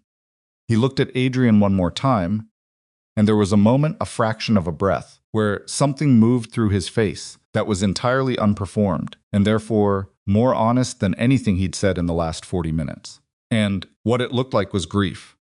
Not for the empire he'd lost or the plan that had collapsed. Something smaller and older than that. The specific grief of a person spent 30 years close to something and has now put themselves in the position of having destroyed it. Then it was gone. Gideon reached into his jacket and produced a second drive. Smaller than the one on the table. He set it down beside the first. Complete records, he said. Everything. Nobody moved for a moment. Then Mara stepped forward from the back of the room and picked up both drives, and the sound of her heels on the floor was the only sound, and she walked back to her position without looking at anyone. The meeting is concluded, Adrian said. Marco will speak to each of you individually before you leave the building. There are some logistical matters relating to the transition period that need to be addressed. He looked at the room one final time. What happened in this room this morning does not leave this room in any form until the federal process is underway. Not to family, not to associates, not in any communication of any kind. He paused. I don't need to explain why. He didn't wait for acknowledgement. He turned and walked out. In the hallway, his body made a decision his mind was slightly behind on, and he put one hand against the wall and stood there for a moment with his eyes closed and his breathing working to regulate itself. His heart was doing something he didn't love, not alarming, just elevated in the specific way of a system that has been running at maximum capacity for several hours without a break. He was 51 years old and had operated on no sleep, and the kind of sustained stress that people who hadn't done it didn't understand wasn't dramatic. It was just depleting, like a slow leak that you don't notice until the tank is nearly empty. He became aware of Marco standing at a respectful distance. The room, Adrian asked, without opening his eyes. Contained, Marco said. Brody is talking to Lautner. I don't know what they're saying. Gideon is still at the table. He hasn't moved since you left. Stay with the room. Don't let anyone leave until you've spoken to them individually. He opened his eyes. Raphael needs a number for legal counsel before he walks out of this building. Not organization counsel. Independent. Give him 3 names and let him choose. Yes, sir, and find out who the second man in that SUV was. The one who stayed in the vehicle. He pushed off the wall. Voss can help with that. He was watching the block. He had eyes on the vehicle. Understood. Adrian's phone buzzed. Mara, texting from inside the room she'd just walked back into. Gideon is making a call. Personal cell under the table. Adrian stared at the text. He typed back, which numbers? The response took 40 seconds, which meant she was managing the room simultaneously with reading the call in real time, which was the kind of operational multitasking that had made Mara invaluable for 8 years. 2 calls. First, Chicago area code, unregistered prepaid. Second, registered to Bridgeport Security Consulting LLC. Adrian was already moving. He hit Evelyn's secondary number as he pushed through the service exit onto Willow, and it rang twice and she didn't answer. And the space between the second ring and the voicemail click was long enough for something cold to move through the center of his chest. He called Kellner directly. Kellner answered on the first ring.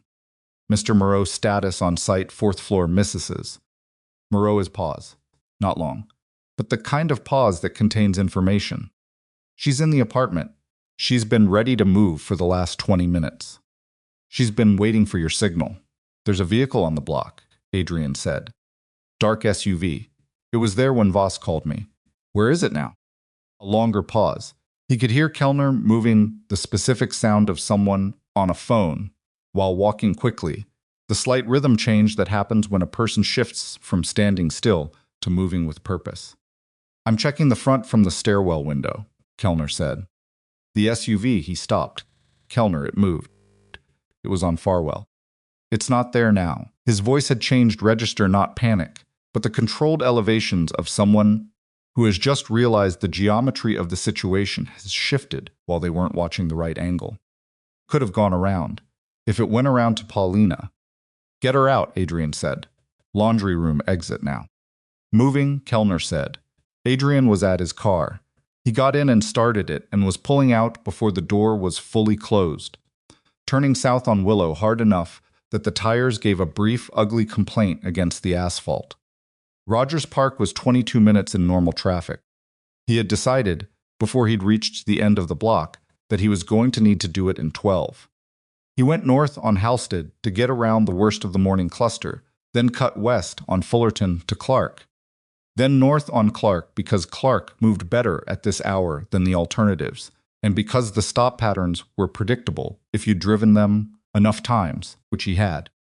His mind was running the map in parallel with the driving two overlapping tracks of cognition, one handling the mechanical process of moving a car through Chicago morning traffic as fast as was possible without getting pulled over, the other running the tactical picture. Gideon had made the calls after the records were surrendered. After, not before. Which meant the calls were not a last-ditch attempt to preserve his plan, they were something else. Something punitive. The records were gone. The plan was collapsed. The room had turned, and Gideon Cross had reached for his phone and made 2 calls, not because it helped him, but because it hurt Adrian. He wasn't trying to escape. He was trying to take something with him on the way down. That was the move of a man who had run out of strategic options and shifted into a different register entirely, and it was the most dangerous version of Gideon that Adrian had encountered in this entire 9-hour ordeal. Because a man with a plan could be countered, but a man with nothing left to lose, but a man with to lose and the phone number of a Bridgeport security contractor was a different problem. His phone rang through the car's speaker. Mara. He made a 3rd call, she said without preamble. I caught it as he was finishing. The number is registered to a property management company in Wicker Park. I'm running the beneficial owner right now, but my initial flag is that the company was incorporated 18 months ago and lists a registered agent with ties to a pause, the specific pause of someone reading something as they speak. To Castellan Freight. Adrian processed this in approximately 1 second. Castellan Freight was one of the legitimate companies that surrounded the organization's operations.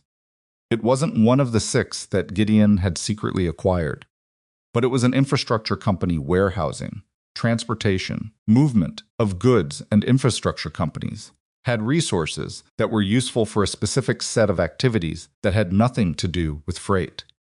He has a 3rd asset, Adrian said. It looks that way, Mara said. Not in the acquisition chain Evelyn documented. Something separate. Something she didn't find. How is that possible? The same way the first 5 were possible before she found them, Mara said, with the specific precision of someone who is not interested in false comfort. She was one person. She was working with limited resources and a 72-hour transmission deadline. She found 6. There may be 7. Adrian turned north on Clark and pushed the car to 60 in a 40 zone and held it there. What does a property management company in Wicker Park give Gideon? Properties, Mara said simply, staging locations. Places to put people, if he's been running his own security infrastructure through a company that isn't in Evelyn's documentations. He has people we don't know about. He may have people we don't know about, Mara said. In locations we don't know about. Running on a communication chain we haven't mapped. She paused. Adrian, the Rogers Park apartment. I gave that address to Kellner. Kelly's reliable, but Kellner got that address from me, and I compiled it using the research pattern I identified on Evelyn's library terminal use. If Gideon has a separate intelligence asset, someone else could have run the same pattern, Adrian said. Yes, Mara said quietly. He pressed the accelerator. His phone buzzed. Text from Kellner, 4th floor clear. Moving to laundry room exit. She's with me. Then, 8 seconds later, contact on the 2nd floor stairwell. 1 male. We are not moving through the stairwell. Adrian said, out loud, to the empty car, a word he almost never said. He called Voss. Voss answered immediately. Mr. Moreau. The building on Farwell, Adrian said. Where are you? I'm still on the block, Voss said. The SUV went around to Paulina. I followed it on foot. It's parked on Paulina between Farwell and the next cross street. 2 men. One is still in the vehicle. One went into the building through the Paulina side entrance approximately 4 minutes ago. That's the laundry room exit, Adrian said. That's the secondary egress. A brief silence. They knew the secondary exit. Yes. He turned onto Rogers Park proper, pushing the car north. Can you reach the Paulina side entrance? I'm 40 yards from it. The man who went in, is he carrying? I didn't have a clean angle, Voss said. But the way he moved when he got out of the vehicle. Assume yes, Adrian said.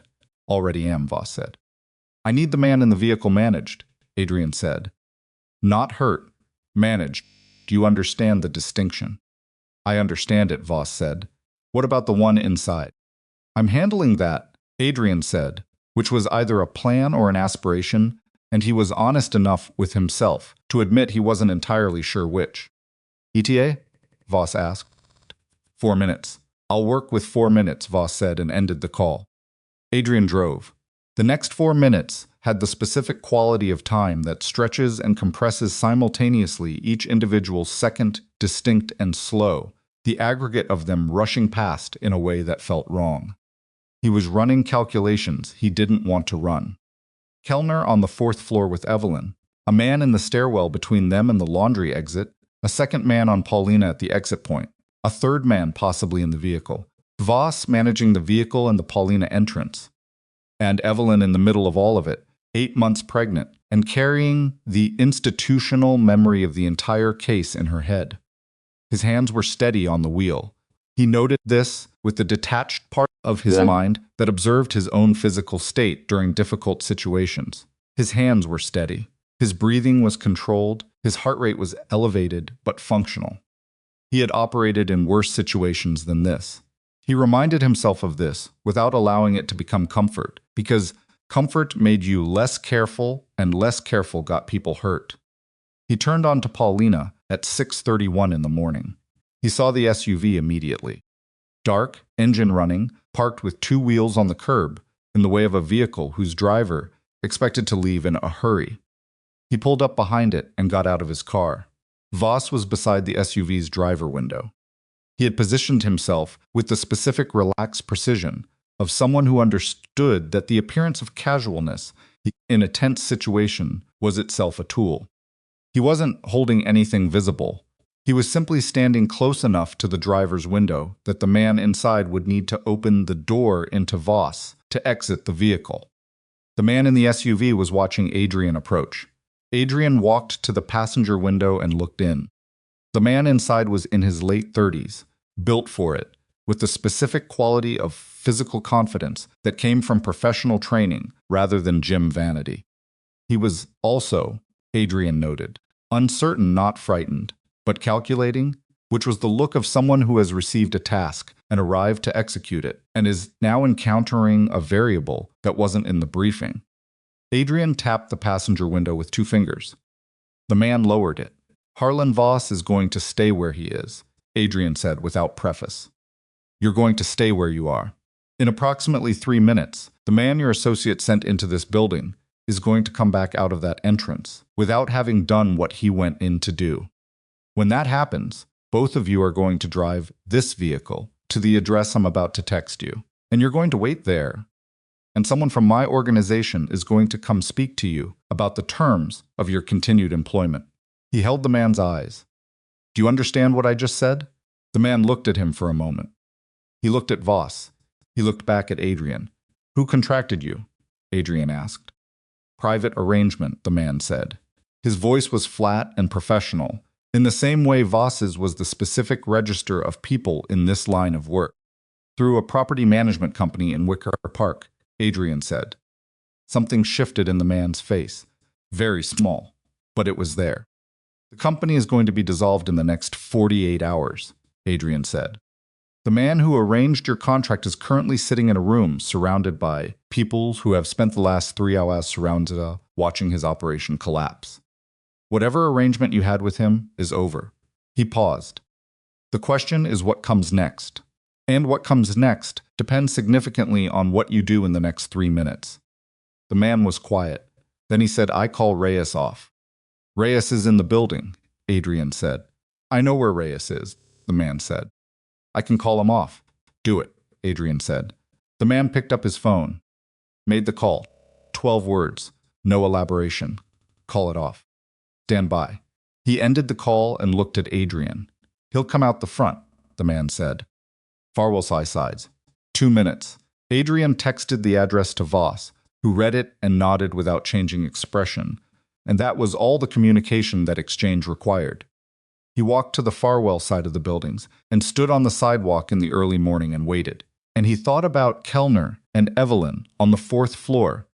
And he thought about whether Evelyn had heard any of what had been happening in the stairwell, and he thought about the very specific quality of the last 24 hours, which was that every time he had calculated how bad the situation was, it had been worse, and every time he had thought they were through the worst of it, something else had arrived. Reyes came out the front door 2 minutes and 14 seconds later. He was younger than Adrian expected, late 20s, moving with the controlled walk of someone who had been told to stand down and had accepted it, but wasn't happy about it. He looked at Adrian. He kept walking.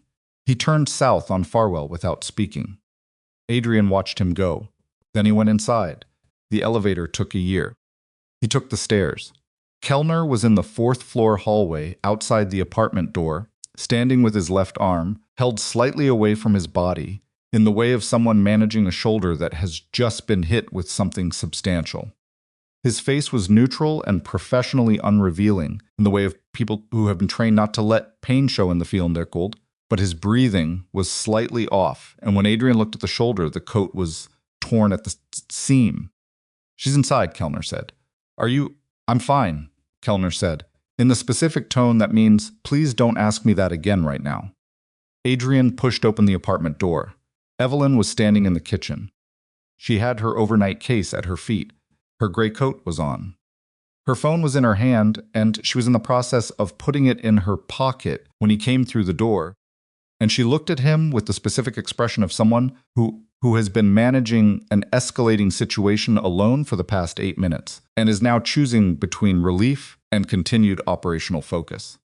She chose operational focus, because that was who she was. "One man in the stairwell," she said. "Kellner heard him before I did. We went back to the apartment. I was about to go through the window to the fire escape when I got the stand down. He called his partner," Adrian said. "The partner called him off." "How?" "I asked him to," Adrian said. Evelyn looked at him for a moment.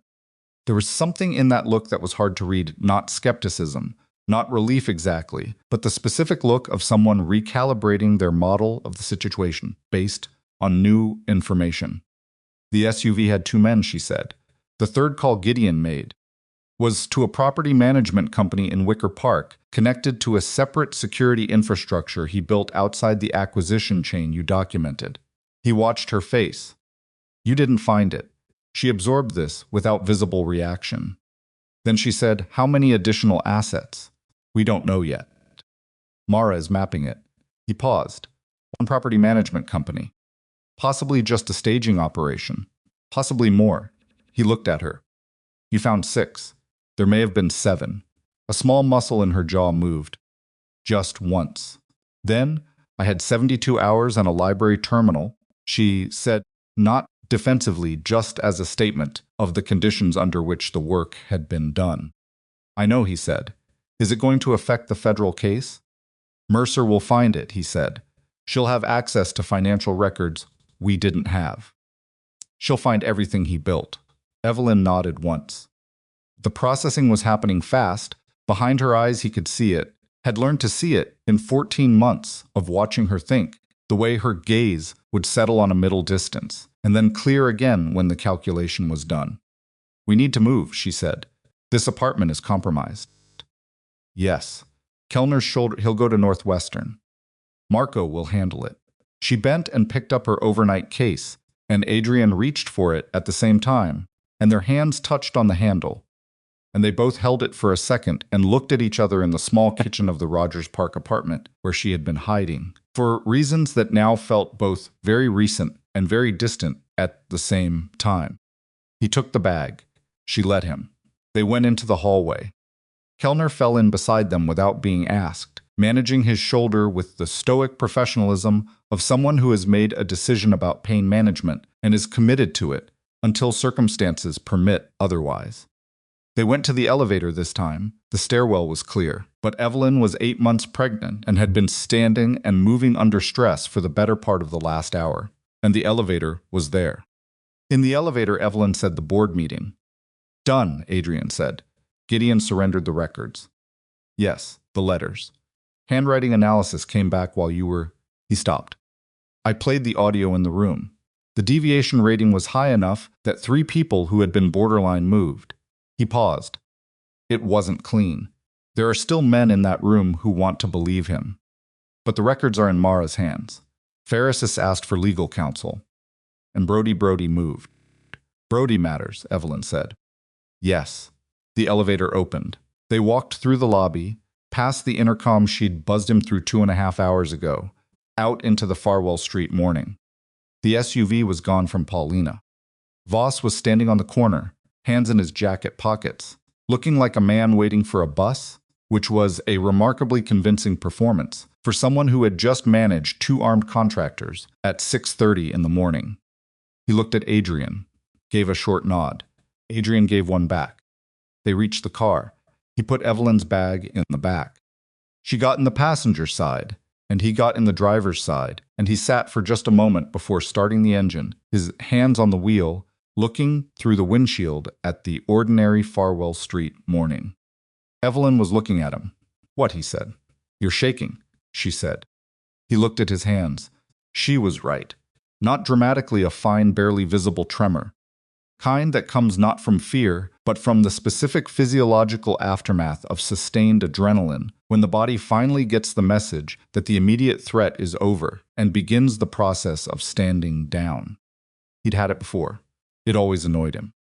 I'm fine, he said, in the same tone Kellner had used, and she received it the way he'd received it from Kellner, with the acknowledgement that the claim was probably true and the simultaneous recognition that it was also incomplete.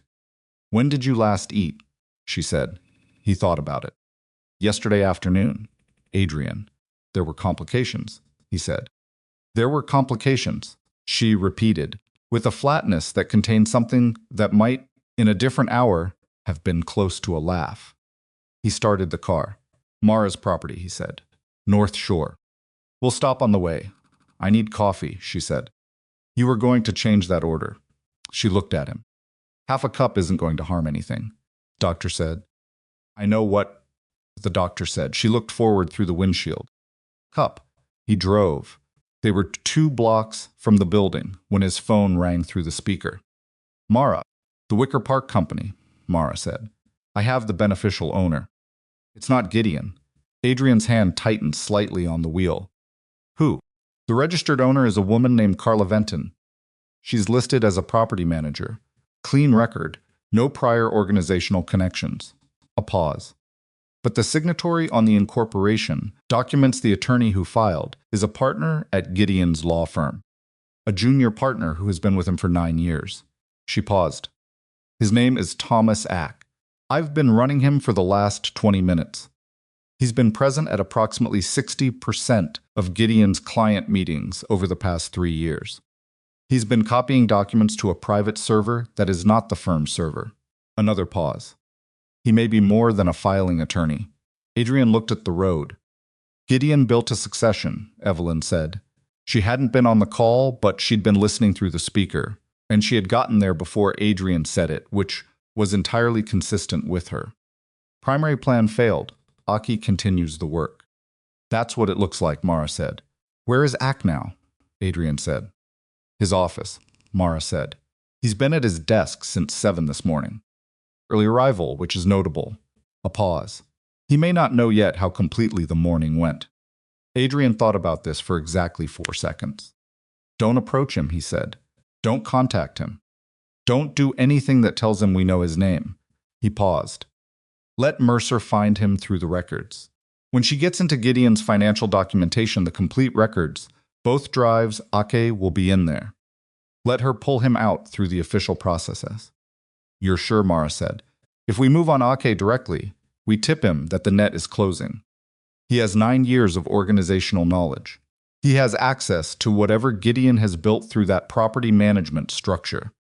If he runs or if he starts moving assets or destroying records, He stopped. Mercer has subpoena power. She has the ability to freeze accounts and preserve records in ways we can't. The moment the drives land in her hands, Aki becomes her problem. He paused.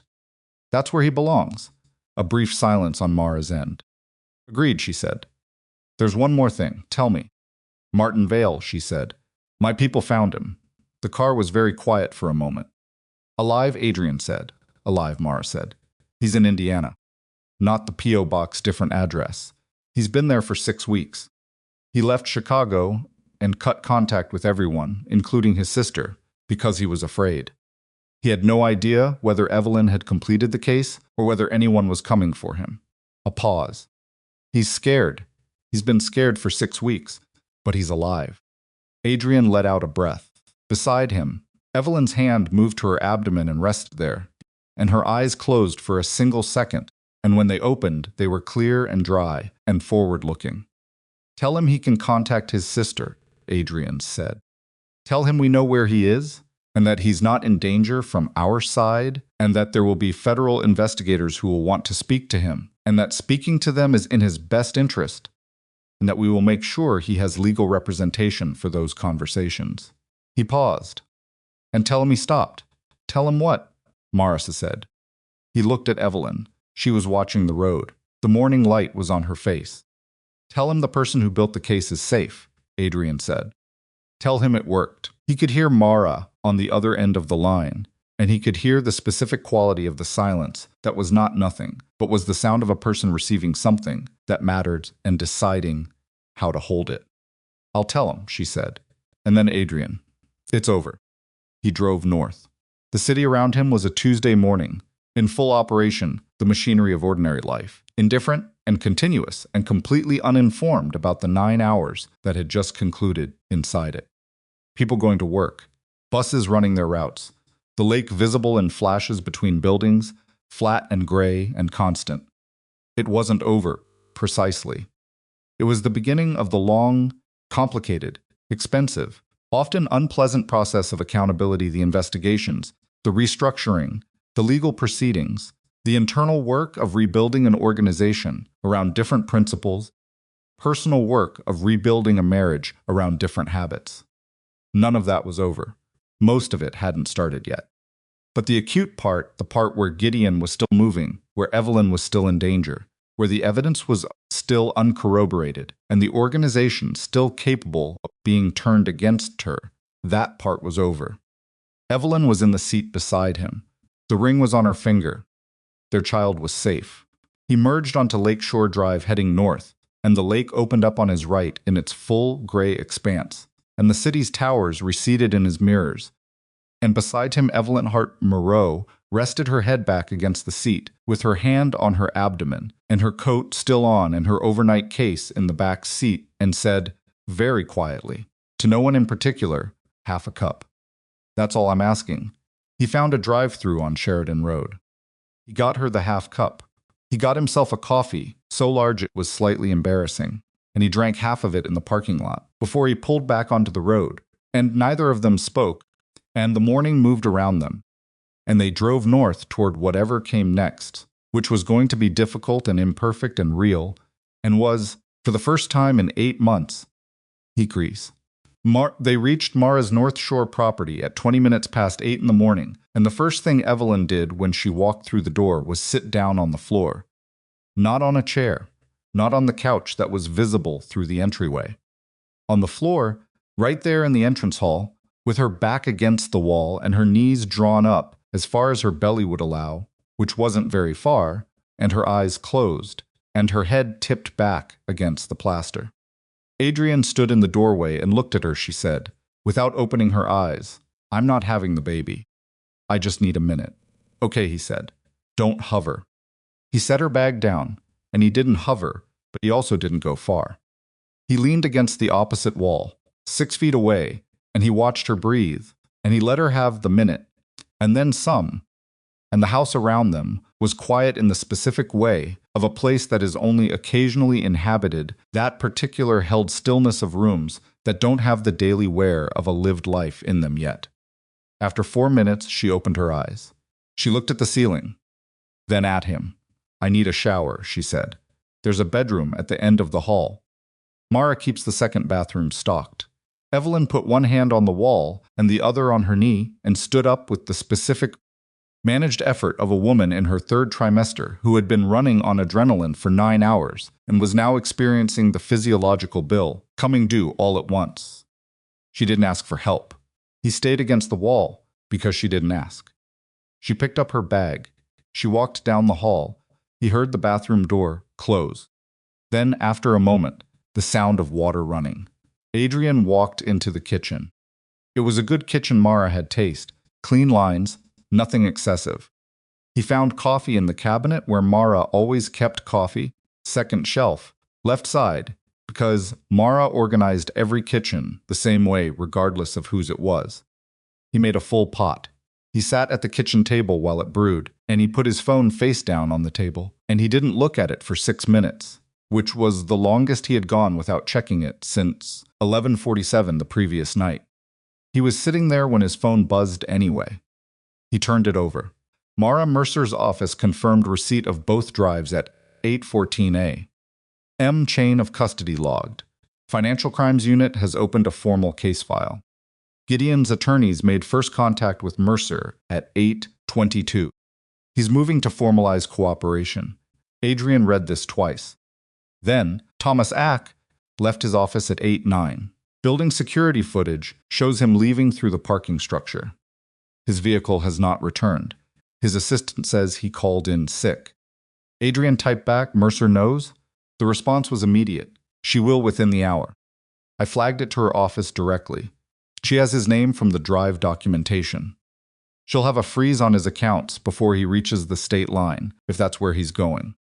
Adrian set the phone down. Aki running was bad in the immediate sense and manageable in the larger sense, which was a distinction he had learned to make over 20 the difference between a problem that was urgent and a problem that was serious, and understanding which category a given development fell into determined how much energy to spend on it in the moment. Aki was Mercer's problem now. Mercer had resources that made the problem solvable. It was serious. It was not in this moment his. He poured 2 cups of coffee. He sat back down and waited. Evelyn came into the kitchen 22 minutes later. She had changed into clothes from her bag. Simple ones, a dark sweater, comfortable pants.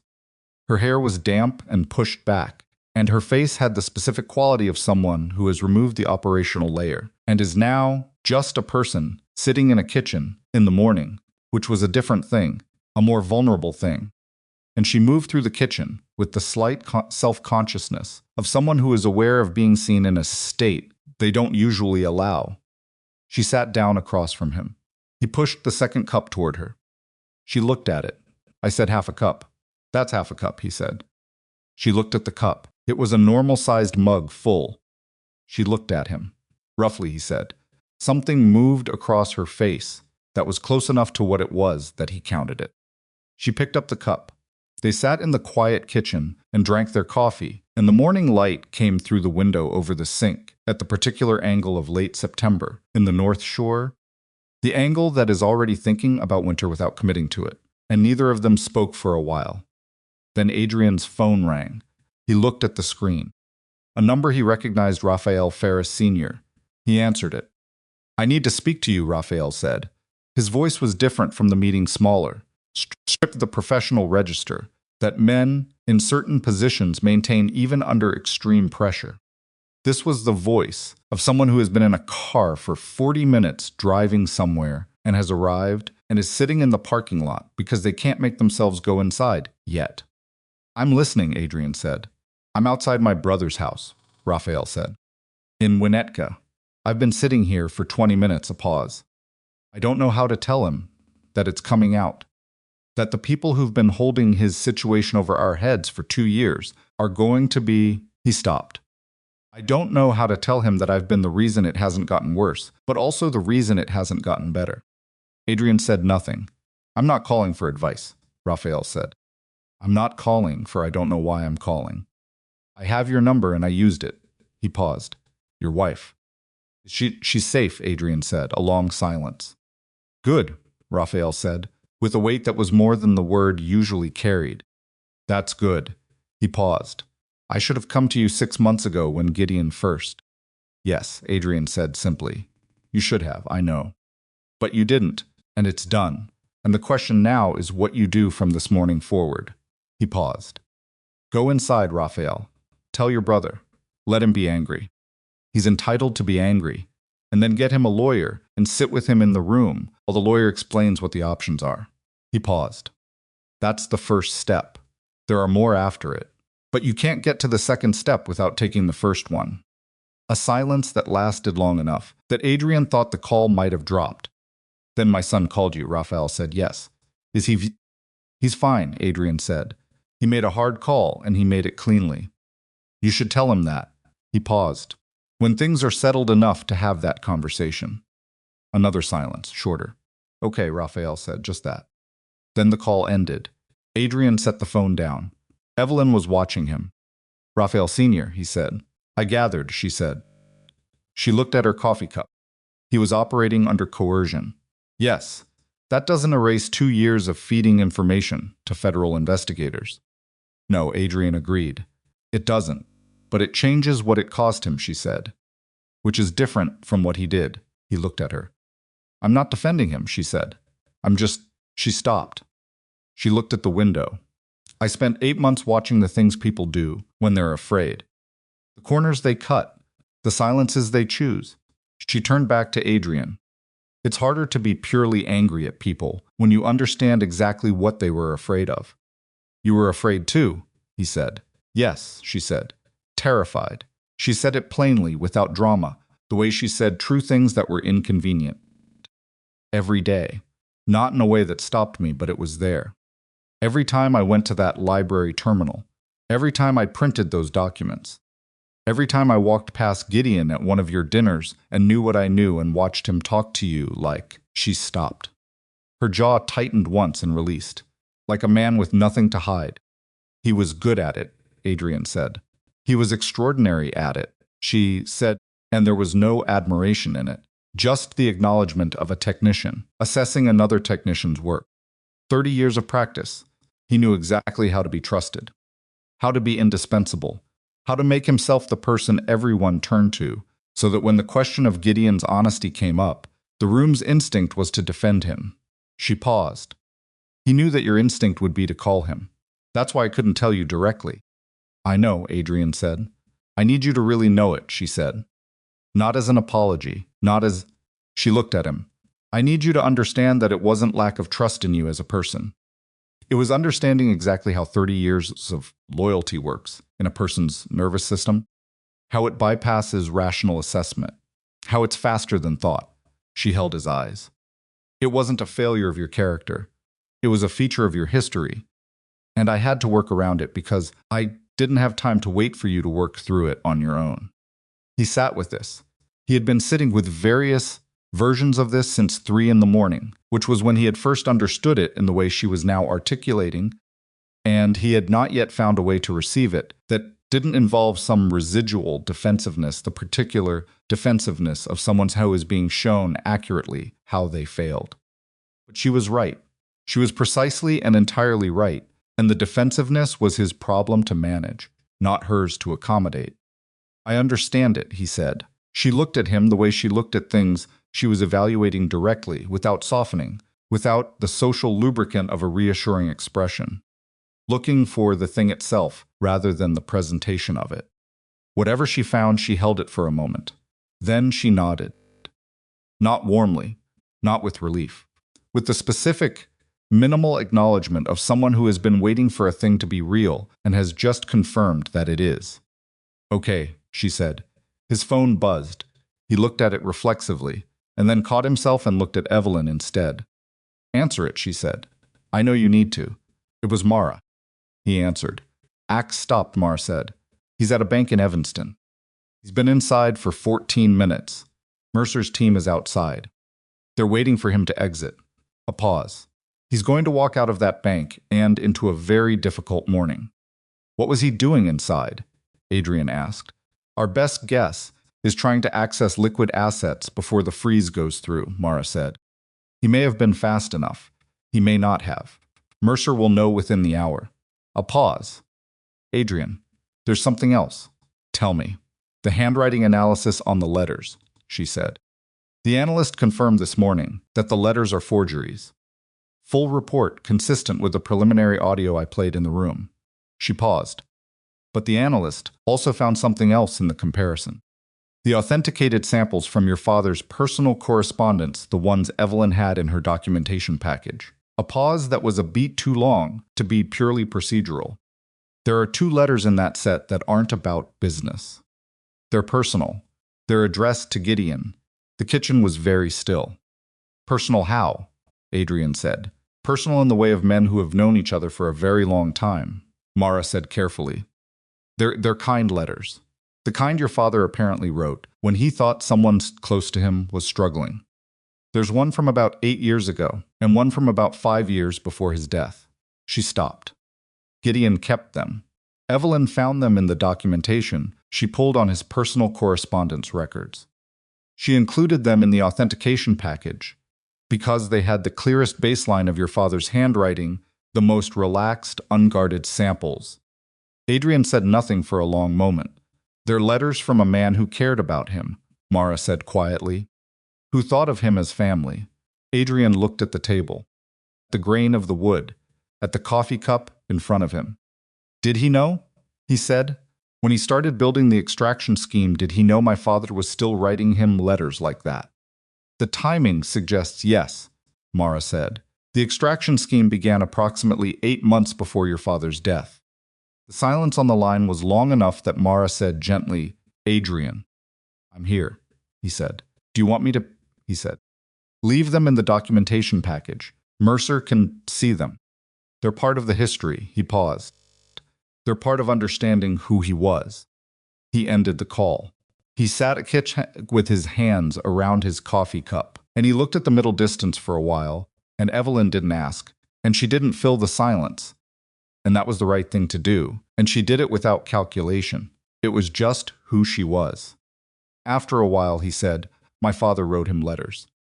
Personal ones, while Gideon was already stealing from the organization. He paused. He thought Gideon was family. Evelyn was quiet. He was writing letters to a man who was already planning to betray him, Adrian said. And Gideon kept them. He kept them for years. And then he tried to use them as a temp to forge my father's authorization. He stopped. He forged letters in my father's voice using letters my father wrote him out of genuine care. Evelyn set down her cup. She said, some people receive care, and it doesn't change what they do. That's not a failure of your father's love. That's a fact about who Gideon is. Adrian looked at her. The letters were real, she said. What your father felt was real. Gideon having those letters and using them the way he did, that tells you something about Gideon, not about your father. She held his eyes. Don't let him have that. Don't let him turn your father's care for him into evidence of your father's failure. He held her eyes for a long moment. Something in his chest, something that had been tight since Ma said the word personal, loosened very slightly. Not enough to stop hurting, but enough. Okay, he said. She picked her cup back up. They sat. 10:15, Marco called. Adrian answered and walked to the window, while Evelyn remained at the table, her hands around her cup, her eyes on the lake visible through the far window, that particular unfocused gaze that meant she was working through something privately. The board has formally convened a transition committee, Marco said. Brody is chairing it, Lautner and 2 others. They've suspended Gideon's advisory role pending the investigation and have formally requested that the organization cooperate fully with the federal financial inquiry. He paused. It wasn't unanimous. 2 members abstained, but nobody voted against it. Who abstained? Adrian asked. Marco told him. 2 names Adrian had expected. Men who had known Gideon longest, who would need more time and more evidence before they could let go of 30 years of a constructed identity. He didn't begrudge them that. He understood it. He had nearly been there himself. The transition committee wants to meet with you, Marco said. Not today. They've agreed. Today is not the day. Brody asked for next week. Next week is fine, Adrian said. There's one more thing. Marco's voice shifted slightly, the particular shift of someone who is about to say something that falls outside the professional register they've been maintaining. Kellner is out of surgery. They put 2 screws in the shoulder. He'll be in recovery for a few hours. He asked me to tell you a pause.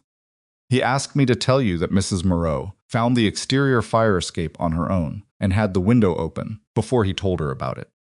He said she had already identified the secondary exit before he got back to the apartment. Adrian looked at the window. He said he wants her to know he thought that was impressive, Marco said. His word. Tell him I'll pass it on, Adrian said. He ended the call and walked back to the table and sat down. He looked at Evelyn. Kellner says you found the fire escape before he told you about it, he said. She looked at her coffee cup. I'd identified it when I first moved in, she said. I always know where the exits are, she paused. Habit. From where? She looked at him. From being a woman who spent 8 months investigating a man who made people disappear, she said, simply and without drama. You develop habits. He sat with that. He sat with the full weight of what that sentence contained: the 8 months, the library terminals, the careful documentation, the 72-hour clock, the escape route identified on the first day, in every location. The habit of knowing where the exits were that had been built not over a professional career, but over the specific, grinding experience of doing something dangerous alone while carrying a child. He said, when this is over, the investigation, the transition, all of it, I want to understand what those 8 months were like. From inside, not the logistics, not the evidence chain. He paused. What it was actually like. She looked at him for a moment. That might take a while. I have time, he said. Something moved across her face, not the managed warmth from the diner. Something less organized and more real, the specific expression of someone who has been told something they didn't fully expect to be told and doesn't yet know where to put it. He looked back at the lake. It was lonely, she said. Her voice was quieter than usual. That was the main thing. Not the fear I managed the fear. Not the logistics I was trained for that kind of work. It came back quickly enough. The lonely part was the thing I didn't anticipate. She paused. Being in a house with you every day and knowing something you didn't know and not being able to tell you. Having dinner with Gideon in our home and watching him be warm and funny and exactly what he'd always been, and knowing what I knew and eating the food and laughing at the right moments. And she stopped. I got very good at performing normalcy, which is its own kind of exhausting. I didn't see it, he said. No, she said, you didn't. She paused. But I didn't let you see it, so you shouldn't have had to hide it. No, she agreed. I shouldn't have. She turned to look at him, and her eyes were clear and direct and fully present. That's the part we have to fix. Not the Gideon part. Not the organizational part. The part where I'm in the same house as you for 8 months, hiding something enormous because I didn't believe telling you would work. She paused. That part. That's what actually went wrong. He held her eyes. Yes, he said. I'm not interested in promises, she said. I've never been interested in promises. I'm interested in what the next year looks like. The year after. Whether the pattern changes. She paused. Whether you become someone I can bring things to without calculating, first whether you'll hear it. I want to be that, he said. I know you want to be, she said. Wanting is the beginning, it's not the end. She held his eyes. I'm staying. I've decided I'm staying, but I need you to understand that staying isn't the same as everything being fine. It's deciding that what's here is worth the work it's going to take. I understand that, he said. And the work is real, she said. It's going to be uncomfortable. There are going to be things you don't want to hear me say, and I'm going to say them anyway because that's who I am. And she stopped herself. Something in her expression shifted from the careful, measured precision she'd been maintaining all morning into something slightly less controlled. I need you to stop flinching when I do, he said. I'll try. That's the right answer, she said. Not I will. Trying is honest. Promising you will is the kind of thing people say when they're trying to end the conversation. He looked at her and thought about the woman who had looked at him across a conference table 3 years ago and told him his investment structure wouldn't survive a serious audit. And he thought about how he had looked at her in that moment and thought There it is, the quality he had recognized before he understood it. The absolute refusal to soften a true thing for the comfort of the room. He had married her because of that quality. He had spent 14 months, occasionally wishing she would apply it less rigorously. He had spent the last 9 hours understanding that the quality was the reason any of them were sits in this kitchen at all. I'm not going to flinch, he said. I can't promise I'll do it perfectly. But I'm not going to flinch. She looked at him for a long time. Then she said, okay. And that was the end of the conversation about the marriage, not because everything was resolved, not because the wound had healed, but because Evelyn was not a person who required the same ground to be covered repeatedly once it had been covered honestly, and she had received what she needed from the conversation, which was not reassurance but clarity. And clarity was what she had always been after. She finished her coffee. She set the cup down. She said, I want to sleep for approximately 6 years. There's a room down the hall, he said. I know. She pushed the chair back. Then she stopped. She looked at him across the table. You should sleep too. Whatever comes next, Mercer, the board, the transition, it needs you functional. You're not functional right now. I'm fine, he said. She looked at him with an expression that communicated, without any words, her precise and unambiguous assessment of that claim. I'll sleep, he said. She stood up. She picked up her mug, rinsed it at the sink with the automatic domestic gesture of someone who cleans up after themselves, regardless of the circumstances, and set it in the drying rack. She walked down the hall. He sat at the kitchen table for another 10 minutes, listening to the house settle around him, the particular sounds of a building adjusting to the presence of people in it after a period of absence, the small shifts and breathings of plaster and wood.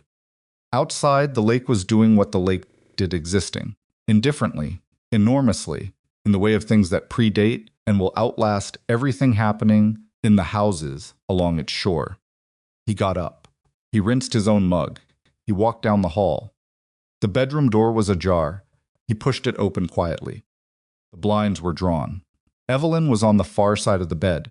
On her side, her back to the door, already still in the particular way of someone who has been running for a long time and has now simply stopped. He sat on the near side of the bed. He took his shoes off. He lay down without pulling the covers. On top of them, still dressed, and he looked at the ceiling of the borrowed room, and he listened to her breathing, which was slow, and he stayed awake for a while longer, just doing that. He was 51 years old. He had built something significant and discovered it was built partly on a betrayal he hadn't seen. He had a wife who was 8 months pregnant and had outmaneuvered a 30-year conspiracies while he wasn't paying attention. He had an empire that was going to look very different in 6 months than it did right now. He had a federal investigator with 2 drives of evidence and a man named Ack who was probably being picked up outside a bank in Evanston at this very moment. He had a child coming.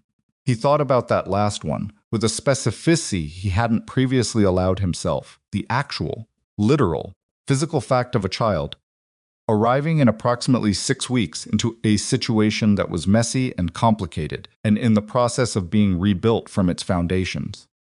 A child who would have Evelyn's directness, if there was anything to genetics.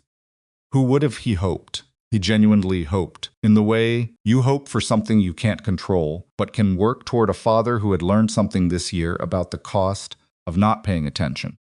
He turned his head and looked at the back of Evelyn's head, her dark hair against the pillow, her shoulder rising and falling with the slow rhythm of deep sleep. She had left him a trail, not out of cruelty, not out of a desire to punish him. Clear-eyed understanding of exactly who he was and what it would take to get him to see something he didn't want to see, delivered with the same forensic precision she brought to everything an investigation, a balance sheet, a marriage. She had trusted him just enough to believe he could follow it. Closed his eyes. He did not sleep immediately. His mind was still running through items in the specific way of minds that have been in operational mode for too long and don't know how to stop Ack, Mercer, the board transition, Vale in Indiana, Kellner in recovery, Raphael on his brother's doorstep in Winnetka. He let them run for a while because trying to stop it would only extend it. He let the items scroll and gradually, one by one, release into the category of things that were underway without him and would still be underway when he woke up. The last thing he thought about, before sleep finally arrived, was the security footage. The Eastgate, 9:02 p.m. the rain, the gray coat, the single bag, and just before she disappeared into the dark and the rain, the small, deliberate lowering of her head toward the camera. Not a goodbye, a signal. I know you'll watch this. I know you'll look for me, follow the trail. He had followed it. He slept. He slept for 4 hours and 40 minutes, which was the longest uninterrupted sleep he'd had in 3 days. And when he woke, the light through the blinds had shifted to the particular angle of early afternoon.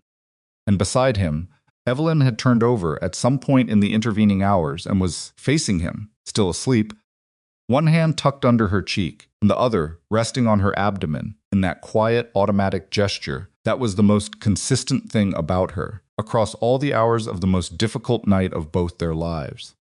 He lay still. He watched her sleep the way you watch something you nearly lost and have been given back through someone else's extraordinary effort and your own barely adequate response to it. Her face in sleep was a different face than the operational face, the case-building face, the face across the kitchen table delivering true things without softening them. It was younger somehow, less managed.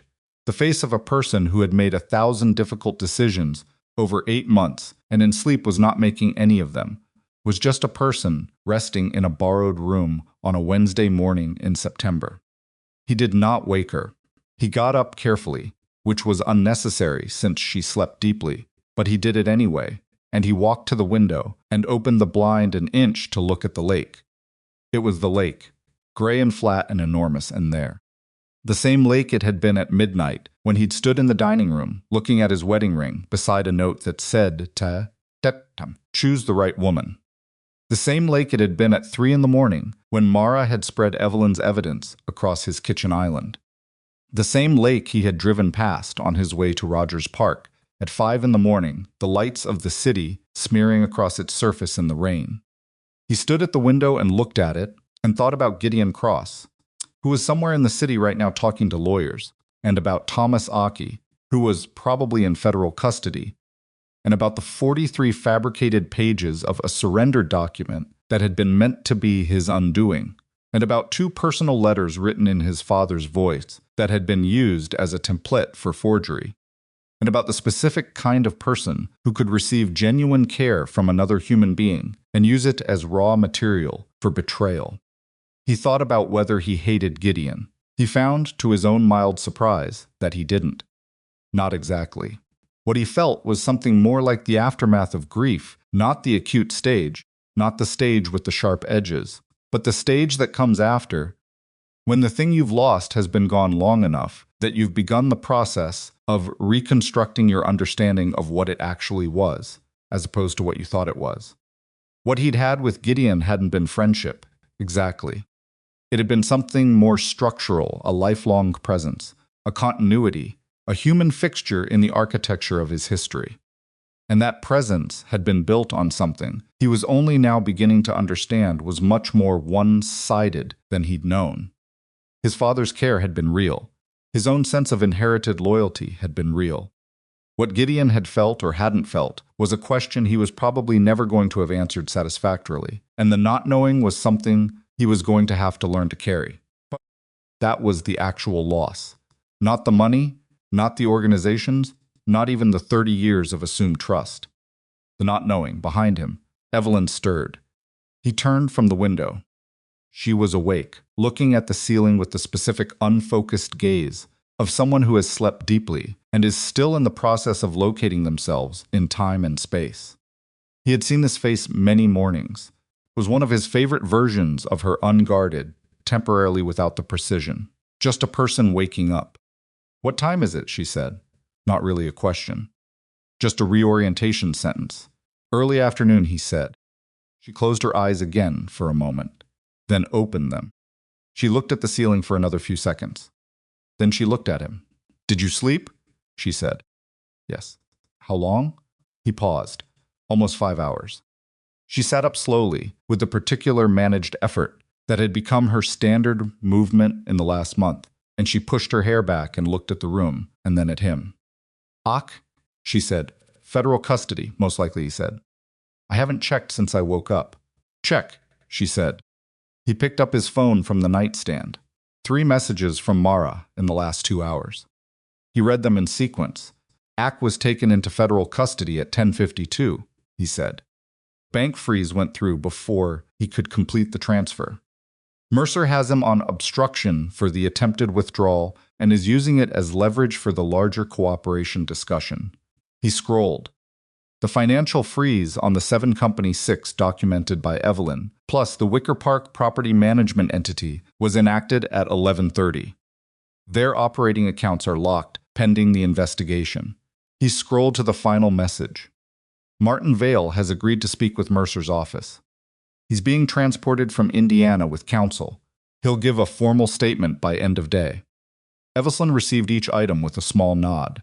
Processing, cataloging, placing each piece in the architecture of a piece she had built from the foundation up. When he finished, she was quiet for a moment. Then she said, "Vale being alive changes the evidentiary picture significantly. He can corroborate the recordings directly. He was present for at least 3 of the documented transactions." She paused. Mercer's case just got considerably stronger. "Yes," Adrian said. She looked at her hands. Her wedding ring caught the afternoon light. "It's done," she said, quietly, not triumphantly. Just as a statement of completion, the tone of someone who has finished a very long piece of work, is done with the specific commerce and is sitting with specific, complicated feeling that always comes when something you have been doing for 8 months simply stops. "It's done," he agreed. She looked up at him.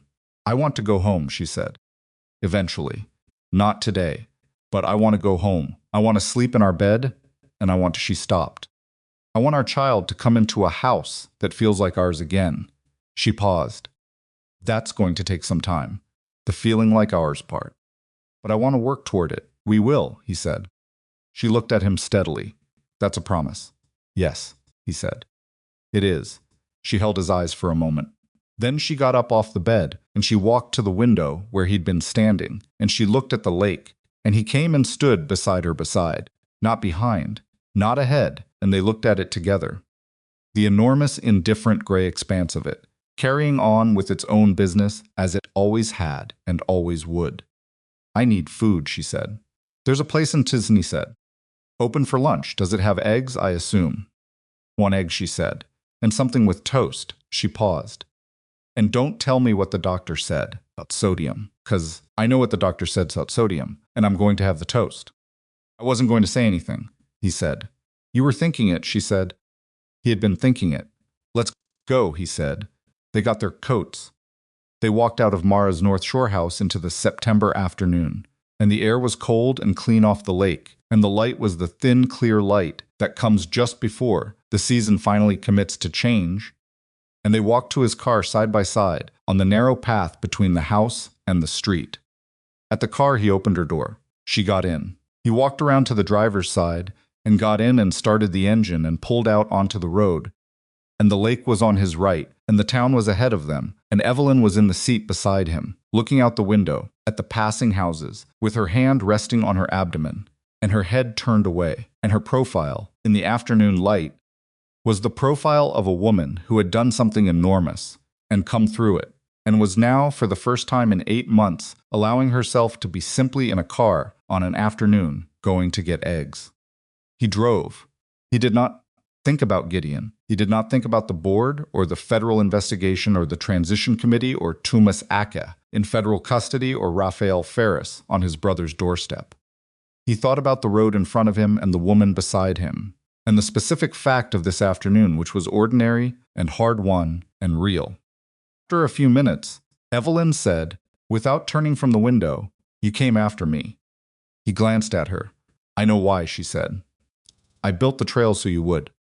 I gave you every reason to follow it. But you still had to choose to follow it at 3 in the morning when you didn't know where it led." She paused. "I wanted to say that I know that was a choice. Not just a response. A choice." He looked at the road. "You left me a trail," he said. "I followed it." He paused. I should have been someone you didn't have to leave a trail for. That's the thing I'm going to have to live with. He paused. But yes, I chose. She turned from the window and looked at him. He felt her looking at him and kept his eyes on the road because he was driving, and because some moments were better received without direct eye contact, and because this was one of them. Okay, she said. Just that. They drove into town and he found the place he was thinking of, a small restaurant on the main street with tables by the window and a lunch menu written on a chalkboard and the unpretentious smell of actual food being made by actual people in an actual kitchen. They got a table by the window. The waitress brought menus and water. Evelyn ordered eggs and toast without looking at the menu, which meant she had decided in the car. He ordered whatever was on the lunch special because he genuinely didn't care and was hungry enough that the specific content of the food was secondary to its existence. The waitress left. They sat. Outside the window, the small town went about its afternoon, a woman walking a dog, two older men in conversation on the corner, a delivery truck making its way down the main street with the careful navigation of something too large for the space it was occupying. Evelyn watched it. Adrian watched her. She became aware of being watched. She always eventually became aware of being watched and turned to look at him. What? She said. Nothing, he said. She looked at him with the expression that meant she knew it wasn't nothing, but was choosing to let it be nothing, which was its own kind of gift, the gift of not requiring every look to be explained. Food came. She ate with the focused, uncomplicated appetite of someone who has been running on adrenaline and coffee for 9 hours, and has now landed in a chair and is allowing her body to do what bodies require. He ate. They were quiet, and the quiet was not the uncomfortable quiet of people who don't know what to say, but the quiet of people who have said the things that needed saying, and are now in the aftermath of it, which is its own kind of peace. When she was finished, she sat back in her chair and looked at the room with the specific, settled quality of someone who has been in motion for a very long time and has now, genuinely, stopped. He signaled the waitress for the check. He paid it. They put their coats back on. They walked out into the afternoon together, and the air was cold and the lake was somewhere behind the buildings, doing what it did, and the season was turning in the quiet, insistent way of seasons. And beside him, Evelyn Moreau walked with her hand resting on her abdomen and her chin up and her eyes forward. He walked beside her, not ahead, beside. The street was just a street. The town was just a town. The afternoon was just an afternoon in September on the north shore of a lake in the middle of the country. Unremarkable to everyone in it, except for the two people making their way back to a borrowed car in front of a borrowed house where they had slept, for the first time in the same room, since a dining table with burned-out candles and an empty ring. He opened her door. She got in. He stood for a moment before getting in himself, just a moment, with one hand on the roof of the car and the cold air on his face, and he let himself understand, fully and without deflection, exactly what the last 24 hours had cost and what they had returned, and what the difference was between those two things, and why the difference mattered more than anything else he could think of. Then he got in the car. He started it. He drove them back along the lake road toward the house, where they would stay one more night before going home, and the water was on his right the whole way, gray and enormous and entirely itself, the way it had been before either of them existed, and would be long after. And beside him, Evelyn closed her eyes and breathed, and the afternoon light moved across the windshield, and everything that needed to be said had been said, and everything that needed to be done had been done, and what was left was the ordinary, difficult, entirely worthwhile work of two people choosing, again, to be in the same direction.